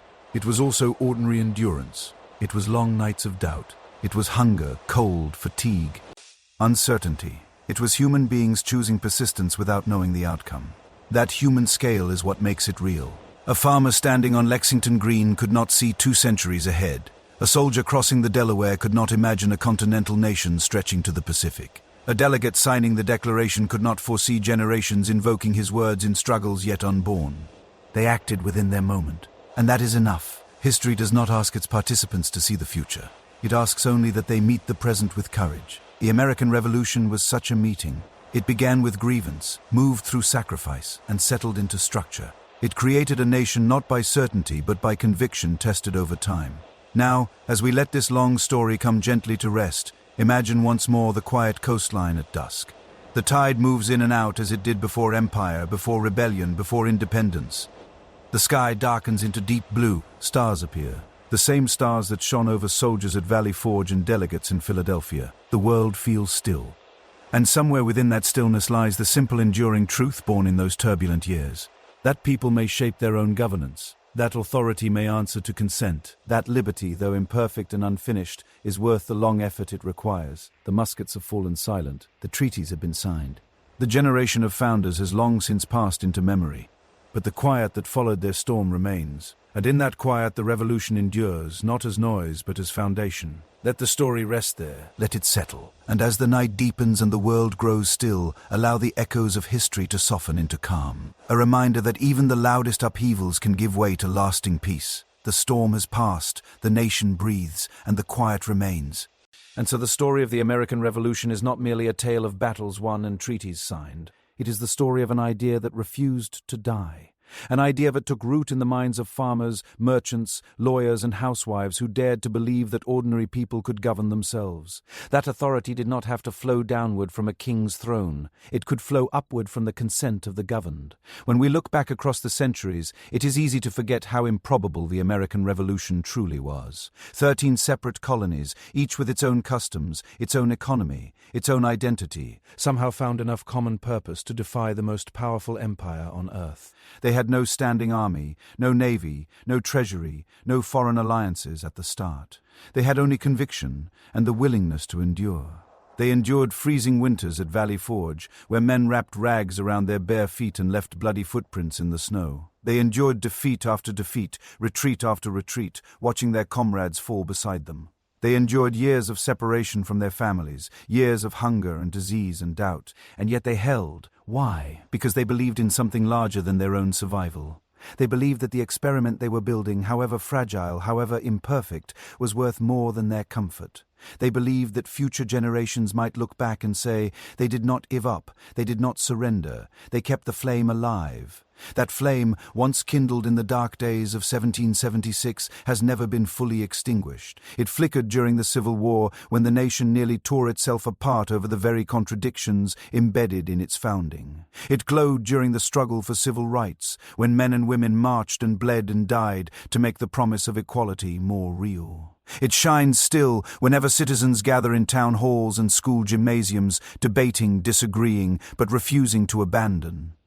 The idea that their voices matter. The American Revolution did not end at Yorktown. It did not conclude with the signing of the Treaty of Paris. It continues every time a voter steps into a booth, every time a protester raises a sign, every time a journalist asks a hard question, every time a judge interprets the law with integrity, and every time a citizen simply refuses to remain silent in the face of injustice. The revolutionaries of the 18th century could not have imagined the world we live in today. They could not have dreamed of airplanes, the internet, space travel, or instant communication across continents. They could not have foreseen that a nation born in agrarian rebellion would one day become a global power. But they did imagine something essential. They imagined a government that answers to the people. They imagined rights that no authority could rightfully take away. They imagined a society where birth did not determine destiny, and where each generation could improve upon the work of the last. They did not achieve perfection. They were human, flawed, limited by the assumptions of their time. But they built a framework that allowed future generations to push for more. They wrote words that could be quoted by abolitionists, suffragists, labor organizers, and civil rights leaders. They created a constitution that could be amended, a system that could be criticized, a republic that could be held accountable. Perhaps that is the deepest meaning of the American Revolution. It was not a finished product. It was a process. It was an ongoing conversation. And every generation since has been invited to participate in that conversation, to add its voice, to demand that the nation live up to its own ideals. In the quiet hours of the night, when the noise of the day fades and we are left alone with our thoughts, we might reflect on what we owe to those who came before. The soldiers who marched barefoot through frozen mud, the women who spun cloth in defiance of British taxes, the printers who risked prison to publish words of liberty, the farmers who left their fields to stand on Lexington Green, the enslaved people who heard, "All men are created equal," and dared to hope that it might one day be true. We owe them not blind reverence, but honest remembrance, not myth, but understanding. We owe them the recognition that they were not superhuman. They were ordinary people facing extraordinary circumstances. They made mistakes, they held prejudices. They failed to see the full implications of their own principles, but they also tried. They also endured.